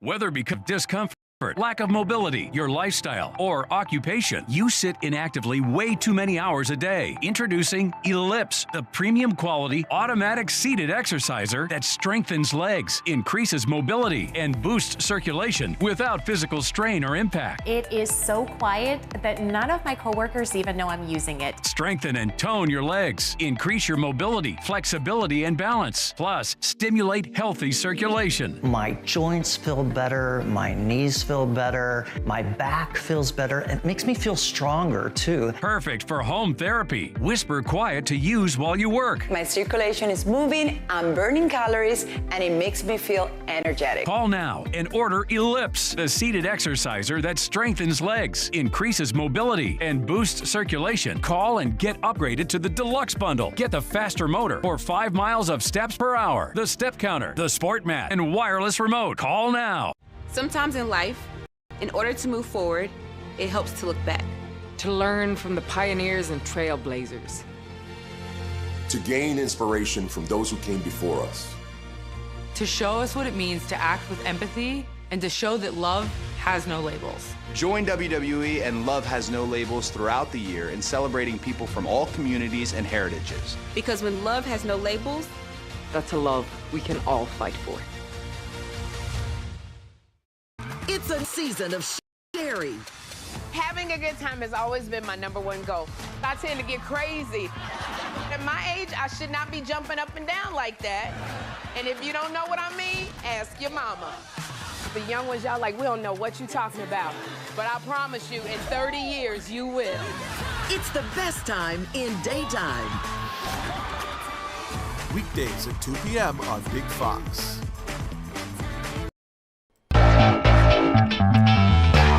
And we are back. I know I said we were going to go to our guest, but we just got some breaking news locally here.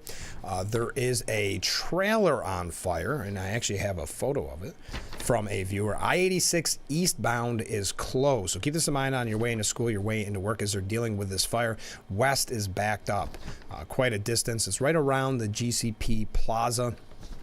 So keep that in mind on your way into school, way into work. Again, I-86 eastbound is closed. The west is backed up as well. So it could really add a lot of time to your morning commute. So I say call the boss and just say you're going to watch some more. Frankly speaking, you'll get in when it's all cleaned up. Actually, don't do that. But I just want to give that information to you. So we are going to take another break only because we got to get set up for our interview. But again, if you're just joining us, because we do offer breaking news here on the program. The trailer is on fire. I-86 eastbound closed. West is backed up right near the GCP Plaza. All right, we'll be right back with Frankly Speaking here on WYDC TV. Big Fox, please stay with us. Who knows what kind of breaking news we'll get next.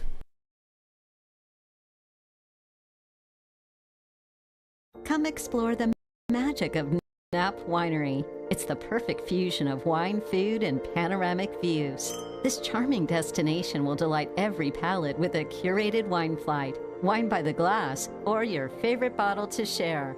Some special finds to try are Knapp's Iced Wine, Dry Rosé, and Saperavi. While soaking in the view, you may want to enjoy a brunch, lunch, or dinner at the on-site restaurant.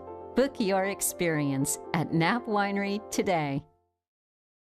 Y'all got a lot of stuff here in your water.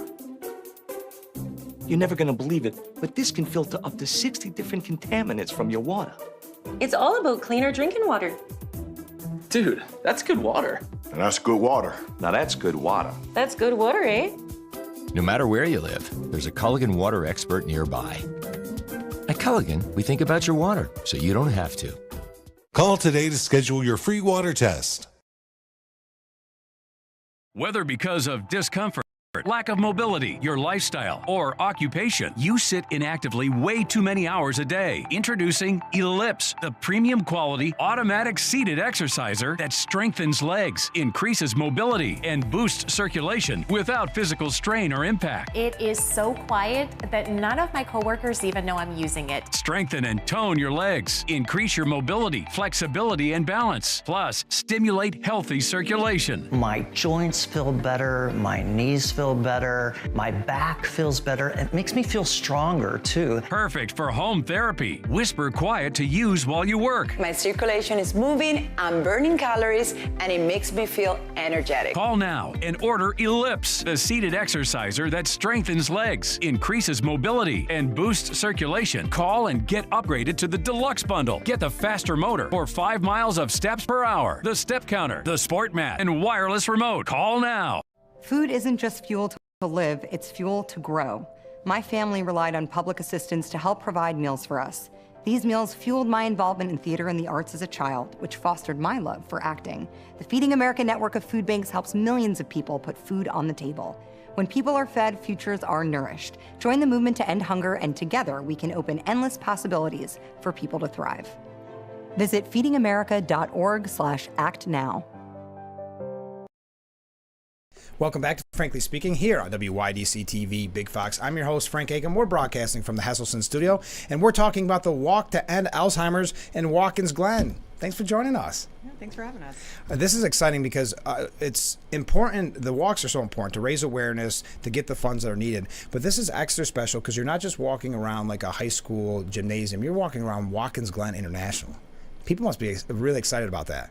Yeah, this is, I think, the 4th year we've been at the track, Yeah. and it is a tremendous opportunity. Even sometimes the racers themselves don't get a chance to walk the track. Yeah. So one of the car clubs that's going to be there next on the 21st, Saturday the 21st, is going to join us and walk the track. They have some members that that's are going great. to do that after they've driven there all day. So it's for a great cause, and you get to see Watkins Glen International. Now, when did you first get involved with the Walk to End Alzheimer's? Either one. Oh, sure. I'm new to the walk. Actually, I just joined as co-chair this year along with Ken. But it was actually a good time to join. I just lost an uncle to a dementia-related illness earlier this year. Sure. So it's one of those things where I find that it really hits home with a lot of people, and you don't have to really stretch out very far in your friend or associates group to find people that have been, touched by Alzheimer's and dementia-related diseases. So I'm happy to be on the team. And I've been involved since I've been in this area, probably 6 years now, Oh, wow. in one way or the other with the walk. And as last year was the chairman, happy to have Cam as the co-chairman, volunteer co-chairman, succeeding Jan Vanderblink of Hilliard Corporation, course. who was the chairman for the previous 2 years. And he's the reason we're at both participating, because it's hard to say no to Jan, but also why we're at the track. He was able to secure the track. We're grateful to Watkins Glen for welcoming us there to do this event. And it's, like we were saying, one of the best venues we can think of to walk. And one thing, pardon me, that I like when you sign up for a team, and you kind of hinted towards it, you can walk for someone, right? So your team can be, I'm walking for, like you said, as so many people are affected by it, you can put a name there. It just makes it even more special, I guess, that evening. Yeah, it's a nice opportunity to really honor people that, are in your lives or that you've lost. And I think it also, shows how this is such a personal event for many. Now, tell us a little bit about the Walk to End Alzheimer's organization as a whole. Well, it really, the walks are across the country. This is the one for our area. There's another one, I think, in the Cortland area, the next nearest one. But it's really to support the Alzheimer's Association and the work that they do. And that includes, looking and striving towards a cure in our lifetime. Right. 6 years ago, I didn't think that was possible, but there's been some tremendous breakthroughs and advancements in treatments, not a cure, but treatments that can, help people live with this disease longer and have more, comfortable and productive lives, even despite their diagnosis. It also supports all the work that the Alzheimer's Association does in the Southern Tier and then the Rochester region, supporting families, supporting individuals, support groups, information, 24/7 resource line that the Alzheimer's Association provides. So it's really all of that you're supporting by participating in this event. And we're talking about the Walk to End Alzheimer's in Watkins Glen at the Watkins Glen International Racecourse. What's the day's events look like? Sure. So registration starts at 4 p.m. on Saturday the 21st. What time does the race start, Ken? Like 5:30? The actual walk itself starts 5:15, 5:30, and that depends on when the car clubs that are there before get off the track. So if you get there a little bit early, you have the opportunity to watch the car clubs that will be using the track. There's a BMW club that will be racing the track and a classic car club. So neat opportunity to see some old cars and some BMWs if you're a fan of those brands. That's really neat.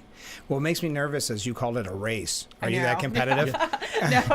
I mean, I think just because of the location, right? It just makes me think race. But it is a walk, and you can do a 1 mile, or you can do the full walk, which is like 2.7 miles. So you can, and the 1 mile, that's nice because we were talking out there, this really is for all ages and all abilities, isn't it? Yeah, it's a family-friendly event. We'll have some other activities there. There'll be plenty of information about the resources available through the Alzheimer's Association. Long-range forecast looks very good for Saturday. I don't always trust that, but we're hoping for the best for that. I think either way, I mean, come rain or shine, it's happening, right? Yeah, last year, actually, we had, I think, more than 300 people, despite being later in the year. It was a cold afternoon, and it poured rain for the entire event. And it just speaks to the dedication of people that have some familiarity with this disease, have had some experience, and how much they want to support what we're trying to do. And one thing I would say, it's very easy to start up a team. I'm going to put the website up there. If you notice the top, that's the best way to donate to Team Big Fox. Here, we set up a team so you can donate. You say, well, I can't make it that day, or I don't feel like walking. Well, you can still support the walk by donating to Team Big Fox. Or if you want to register, or you're always looking for volunteers, correct? Yes. So they can also go to that website, alz.org/RLF walk to participate. But I was, and I'm joking there, though I am keeping it up on the screen a little extra longer so that people will donate. But it was so easy to sign up. It took all about 5 minutes. Yeah. And it's funny because when we set up here, when we first put the team together, we asked if anybody would want to do it. And everybody jumps at the chance. It's not one of the, let's face it, we've all been a part of a group that was like, here's an event, right? I mean, probably too many of those groups. This is a scenario where it's kind of nice. Everybody wants to get on board because it's such an amazing cause. And that's Walk to End Alzheimer's in Watkins Glen. Before we go, what should people know about the event, about the day, if they're on the fence about joining? It's, just really easy to participate. You can register day of. Bring your sneakers, put those on. It's not a race, it's just a walk. Right. Everyone can participate, and any donation of any amount really helps the cause. Right. And there'll be opportunities to donate there as well? Yes. Yeah, okay. Well, best of luck. I'll see you out there. Right, no racing. Absolutely. You swear I don't know. Now I kind of want to. I know. So. Okay. I'm going to beat you across that finish line. Well, thank you so much for being on the show. Best of luck, and we'll see you on Saturday. All right, sounds great. All right, Thank you. We'll be right back with Frankly Speaking here on WYDC TV. Big Fox, stay with us.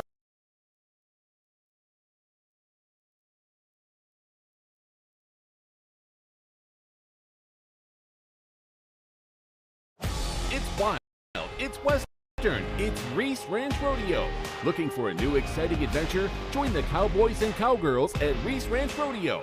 Fun for the whole family. Kids 5 and under are free. Gates open at 2 p.m. Rodeo starts at 7. Enjoy great music, great food, cold drinks, and classic rodeo fun. For event dates and ticket prices, visit ReeseRanchRodeo.com. Reese Ranch Rodeo, 4115 Oldfield Drive, Corning, next to Fair and Ball Campgrounds. How many have you tried to clean a stubborn mess but end up with no success? What you need is the all-new waterproof Ruby Horsepower, the new cordless and rechargeable power scrubber that cleans faster and easier, guaranteed. Watch, baked on oven grease is no match. It blasts away dirt and grime in no time. The power comes from our rotating brushes, spinning at 350 RPM. The incredible torque fights calcium, mildew, mold, and more. Take it in the kitchen, where it busts through caked-on crud, or outside and tackle tough tasks with ease. Get your Ruby Horsepower with 4 additional attachments, all for just $39.99. Great news! They're in stock and ready to ship. Due to high demand, only 2 per order. Order now. Call 1-800-980-2344. That's 1-800-980-2344, or visit horsepowerscrubber.com. So call 1-800-980-2344. And we are back, broadcasting live from the Hesselson studio here on Marcus Street in Corning. Thank you to our guests for being on the program this morning. Really appreciate it. Also, if you missed it in the last break, there is a trailer on fire on I-86 eastbound. Eastbound is closed. The west is backed up pretty far. That's right around the GCP Plaza, so keep that in mind on your way into school or your way into work. All right, so we were talking about the media's coverage, and I do have, someone brought this up, and we're going to jump ahead real quick. I was going to save it towards the end, but someone had brought this up, and I had it in my stack already, but worth mentioning it. Coming from Fox News, there's a sheriff in Ohio who's took to social media to issue a warning to the public that anyone who is showing support for Vice President Kamala Harris's campaign could eventually house some extra guests. In a post on his personal campaign page, Portage County Sheriff Bruce Zukowski appeared to encourage residents to write down the addresses of supporters for Democrat presidential candidate Kamala Harris. When people ask me what's going to happen if the flip-flopping, laughing hyena wins, is the exact quote from Zukowski, I say write down all the addresses of the people who had signs in the yards. So when the illegal Anyway, so they could put the illegal immigrants in their houses. Need a place to live. We already have the addresses of their new families who supported their arrival. I have a feeling this is not going to get the attention he may have wanted. He said, it's like living in a dystopian nightmare. Where is it here? This is specifically about Springfield now at that point. And anyway, so you get the idea. Thank you for bringing that to my attention. Let's get back to the second assassination attempt at former President Trump. Stephen Collinson, going back to that kind of victim blaming, said Trump pivots from second apparent assassination attempt to more incendiary claims. Ex-President Donald Trump responded to a second apparent assassination attempt that he blames on incendiary political rhetoric by inflaming the situation even more. Now, you know the quotes. I'm not going to go through them. But he says, Trump, without evidence, said that the alleged would-be shooter, quote, believed the rhetoric of Biden and Harris, and he acted on it. The rhetoric is causing me to get shot at when I'm the one who is going to save the country, and they are the ones that are destroying the country, both from the inside and out. And you've heard that quote. This, again, from Stephen Collinson and CNN, and I've got other examples as well. But basically what it boils down to is a lot of victim blaming. The final line in the piece is, in an interview on State of the Union, Vance said that any suggestion that he or Trump had acted in a way that caused such threats was disgusting. It's also disgusting, says Stephen Collinson, that anyone would consider assassinating a former president running in a Democratic election. Yet, the historical record shows that while Trump has become a victim of a toxic political culture, he's also one of its primary instigators. Hillary Clinton was on MSNBC's The Rachel Maddow Show on Monday, saying, I'm very hopeful and even optimistic that Americans who do not want to see a continuation of this politics of hate and division will reject Trump. This again, Hillary Clinton. The object of this case is Donald Trump, his demagoguery, his danger to our country and the world. You know, they were merciless about what they saw as President Biden's problems in the debate and calling for him to withdraw. I believe Donald Trump has disqualified himself over and over and over again to be a presidential candidate, let alone a president. Now, it wasn't Trump and Vance pushing for Biden to be outed. It was his own party, but I'll continue. Clinton saying, I do think more and more Americans are rejecting the kind of chaos that he represents. We can't go back. That's what the Harris campaign says all the time. We're not going back. We're not going to go back. You know, what he failed to do to protect American lives during COVID. We're not going to go back to the, romance with dictators that puts innocent lives at risk and puts America's security in danger. We can't go back and give this very dangerous man another chance to do harm to our country and the world. So as you can see, the rhetoric after two assassination attempts, not calming. MSNBC's Joy Reid on Readout said during her monologue, what better way to replace embarrassing memes about JD's cat lady fixation and his weird possible amorous relationships? Wow, this has just become a propaganda, even more so than we already thought, than to get Americans to instead post memes about Haitians eating the dogs and cats. She concluded all of this as Trump faces his second brush with death via a gunman shooting at him in Palm Beach, Florida, just as happened in Pennsylvania, neither of whom were Haitian or any kind of immigrant, both of whom are white American, Trump-supporting men with guns. Both of whom are white American, Trump-supporting men with guns. And the rhetoric continues. That from Joy Reid on MSNBC, that passes as, brilliant commentary. Since when has anyone suggested that it was a Trump-supporting man in either scenario? Anna Navarro blames mental health issues, and you see the push for gun control being used with this as well. I kept reading yesterday, officials on both sides of the aisle tweet out, in America, there is no room, there is no space for political violence. We condemn political violence. We condemn it no matter what it's perpetrated on or attempted on. But what America do these folks live in that they think there's no place for political violence? When Gabby Giffords, the congresswoman from Arizona, got shot in the head at an event in her district, when the congressional baseball team got shot at, when Nancy Pelosi's husband got his skull bashed in with a hammer from a political enemy, when we had January 6th, when people raided and stormed the Capitol, when we have had two different attempts on Donald Trump.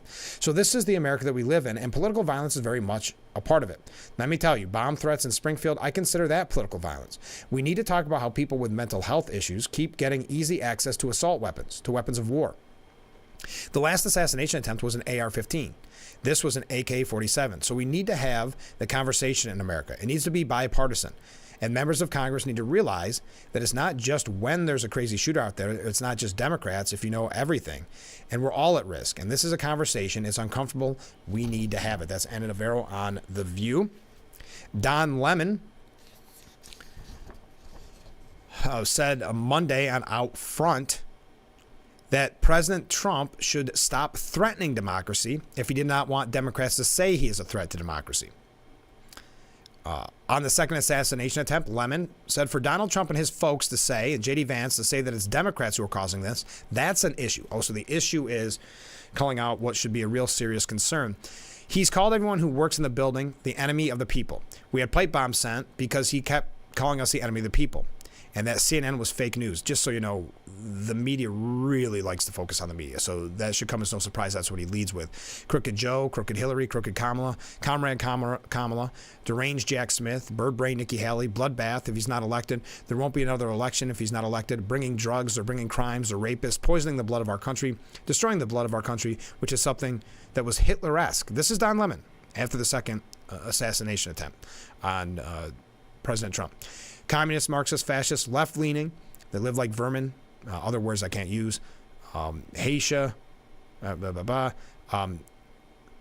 So if Donald Trump wants Kamala Harris and others to stop saying that he's a threat to democracy, then he should stop threatening democracy. Perhaps he shouldn't be trying to overturn elections, overthrow the government, and inciting insurrections if he doesn't want people to be honest about what he is, who he is, and what he's doing. And I think there was a good point that was made earlier, and I can't remember who made it. Danny McCarthy maybe, saying that they don't hold themselves to the same standards. Because think, for example, when you have Donald Trump at the time saying he wants his supporters to peacefully protest, right? And yet they said his rhetoric caused January 6th. In this case, the same standard is not being applied to the rhetoric being used at Trump's expense. And then, again, Sunday seeing the second assassination attempt on the former president. And I'd said I was going to go through a lot of these. CNN's The Source was joined by Representative Jim Himes, a Democrat from Connecticut. He was asked a question, given the conversation we were just having of the Trump campaign pulling out any time a Democrat has said Trump is a threat to democracy as a point of Democrats needing to tone down their rhetoric. I just wonder what your take is on that. I should do more of those kind of questions. What's your take on that? Himes responded, two things about this conversation are really bothersome and actually deeply dangerous. Number one is making that statement. Now, the last thing I want to do is to get into a tit for tat here. But the American people know who has advised the police to not be nice in their apprehension of suspects. They saw what happened on January 6th. It's absurd that the vice presidential candidate and Donald Trump are pointing the fingers at Democrats.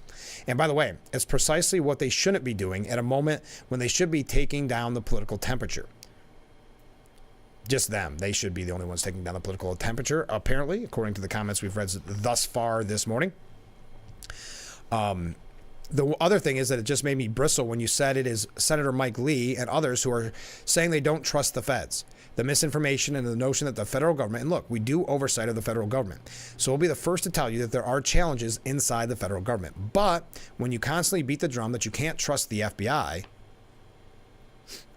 then the intelligence community is in the tank for Democrats or for whatever it may be. What you do is every time you say that, a few more Americans get angry at their own country for no good reason. There is no evidence backing any of this stuff. And if you work hard enough to delegitimize the government in the eyes of Americans, you're going to create a very dangerous environment. So more of the blame. Continuing, MSNBC's Nicole Wallace on Monday's Deadline program said the connection between political violence and the rhetoric of Donald Trump is undeniable. We are talking about a community in Ohio where the children, 2 elementary schools and middle schools were closed because of bomb threats, where a bunch of older students, college-age students, were learning virtually because the folks that ran those institutions don't feel like they could secure them after the racist smears about the Haitian Americans eating dogs and cats. Unrepentant and unapologetic is the best way to describe Donald Trump and his running mate J.D. Vance about the language that led to the threat environment. Do you have any reporting that suggests any recalibrating about their own rhetoric towards vulnerable communities in this country? Reporter Vaughn Hilliard said no to answer your question. We have seen political violence and volatility in our communities extended beyond the threats to Donald Trump himself. We see them in Springfield, Ohio. So Wallace finished by saying the tragic massacres, mass shootings, where the shooters themselves pledged in their own words and manifestos to adhere to the Great Replacement Theory, which is the ideology sort of at the root of a lot of the anti-immigrant, anti-migrant, anti-asylum seeker rhetoric. And that is, of course, is the Buffalo Massacre, the Tree of Life Massacre, and the massacre in El Paso. The connection between the language and the guns and the action is undeniable. We also learned that Representative Mickey Sherrill, a Democrat from New Jersey, said on Monday how the second assassination attempt against former President Trump was a confluence of Republican misinformation and fear-mongering alongside the complete availability of assault rifles. She was speaking with Jim Acosta. That should come as no surprise. I think we also have to address some underlying issues that are going on here as well. This really seems to be the confluence of two very bad things going on in the Republican Party. On one side, the attempts to divide, to enrage the population, to put out false rumors and misinformation. Isn't this so much projection that you hear so often about? We know the mayor in Springfield is begging the Republican Party to stop with the false information on immigrants. They have portions of the town on lockdown at this point, and an increase in all this partisanship and the fear-mongering that's going on. And then on the other side, we have this complete availability of assault rifles too.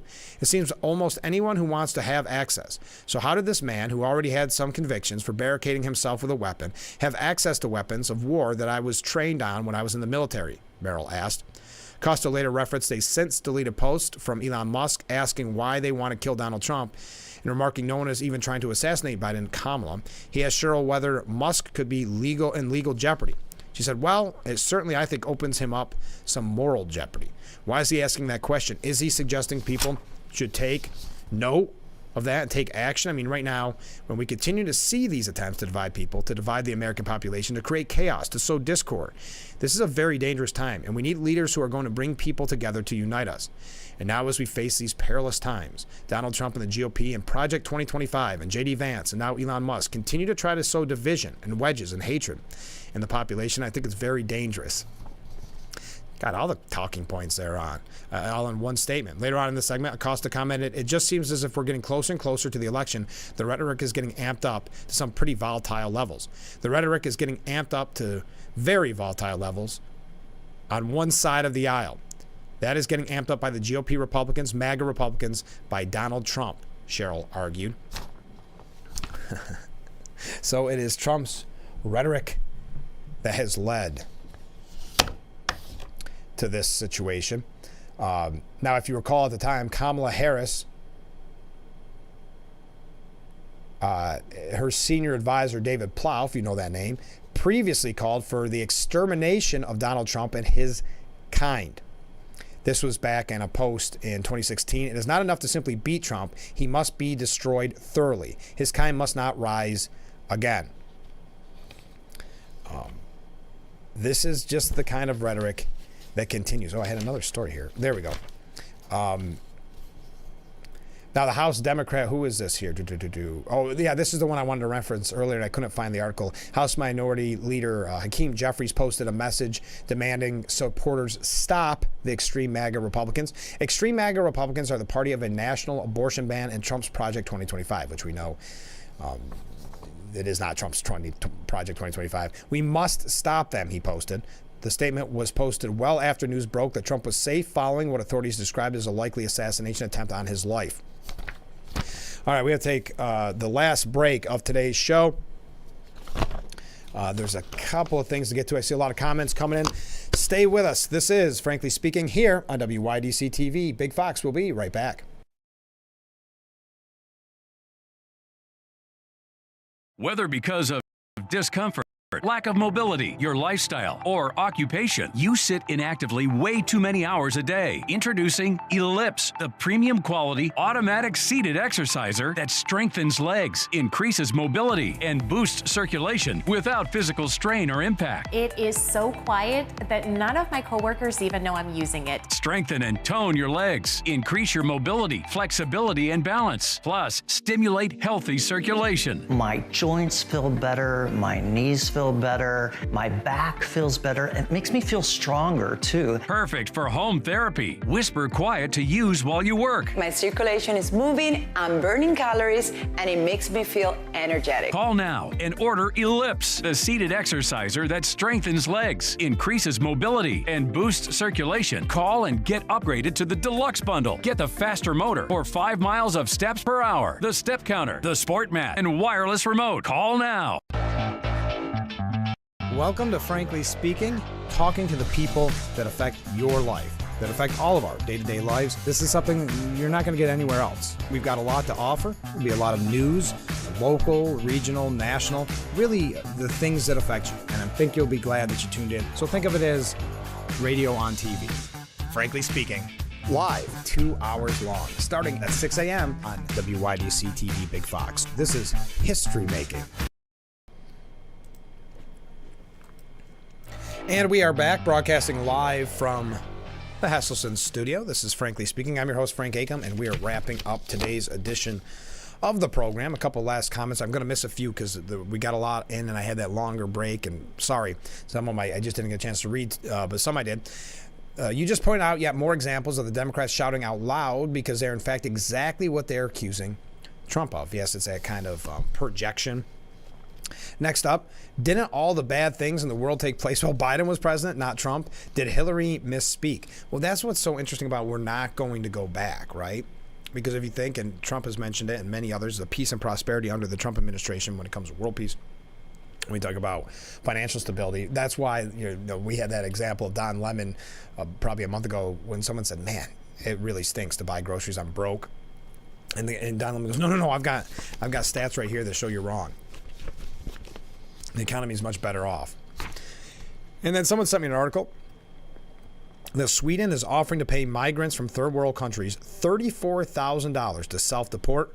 The country stated that their migration policy is undergoing a paradigm shift. I'd say $35,000 to self-deport. There's a piece here from Fox News from David Marcus. Just like that, the left has normalized assassination attempts, he says. When he was talking to someone, when he was at the racetrack, he said, someone said it almost seems normal now, the bartender added. Then David Marcus goes through and tells you everywhere where he was and what he was having to eat. But none of the networks cut away from the actions of news coverage. My phone wasn't blowing up with notifications. And my guess is that 90% of the people down on the floor of the casino or in the sports book had no idea anything had even happened. We all know that in such an attempt has been made on Harris's life, the game would not have only been cut away from the news. They'd likely have been suspended. But this is more about the media bias. It's also about social callousness. Let's take a step back and realize this reaction to a former president and current candidate nearly being killed is absolutely bizarre. It was not the reaction just 2 months ago, the last time Trump was almost whacked by a loony leftist, if you're keeping track. And this again, David Marcus, the normalization of the assassination attempt on Sunday was palatable, regardless of every politician and pundit on all sides, for the most part, furrowing their well-plucked brows and decrying political violence. The desensitization of murder attempts against political opponents is a danger that cannot be overstated. It can only forebode a future for which not only do more attempts occur, but Americans' basic respect for the lives of those they disagree with diminish. In America of 25 years ago, when we did not hate each other quite so much, the natural thing that would be occurring this week would be an event with Donald Trump, Kamala Harris, and Joe Biden all teaming up to remind us our core nonviolent values. That is very unlikely to happen, though, because today the only thing that matters is winning the election. Both sides treat the other as an existential threat, not as a partner in governance, but what is the point of winning if the country is so bitterly divided that it can barely function? Anyway, that's David Marcus. As I mentioned, Piers Morgan has a piece, Spare Me the Applause. The latest Trump assassination bid was a Secret Service fiasco. There's an incredible irony that right when he was enduring the worst week of his presidential race, Trump has been handed an election-winning lifeline by another attempt on his life, said Piers Morgan. And we are out of time. Thank you to everybody who joined us this morning. Thank you to our guests from the Alzheimer's Walk, Walk Down Alzheimer's at the Watkins Glen International Racetrack, which is coming up this Saturday at 4 p.m. So we appreciate them being on the program. Thank you for all the comments, all the waves. Make sure you join us tomorrow morning and every weekday morning, starting at 6 a.m. for Frankly Speaking. We're going to have guests throughout the week. We'll keep those highlighted as they get set in stone, so you will not want to miss it. Don't miss a moment of the action. As you can tell, it goes quickly on this program, and that's why we receive so many great comments from you, the viewer. And you can comment 24/7. You see the number on the bottom of your screen. It does not have to be during the program. You can comment after if there's something you see that you want to talk about on tomorrow's show. So join us every weekday morning starting at 6 for Frankly Speaking, only on WYDC TV. Big Fox, we'll see you tomorrow morning bright and early. I look forward to it already.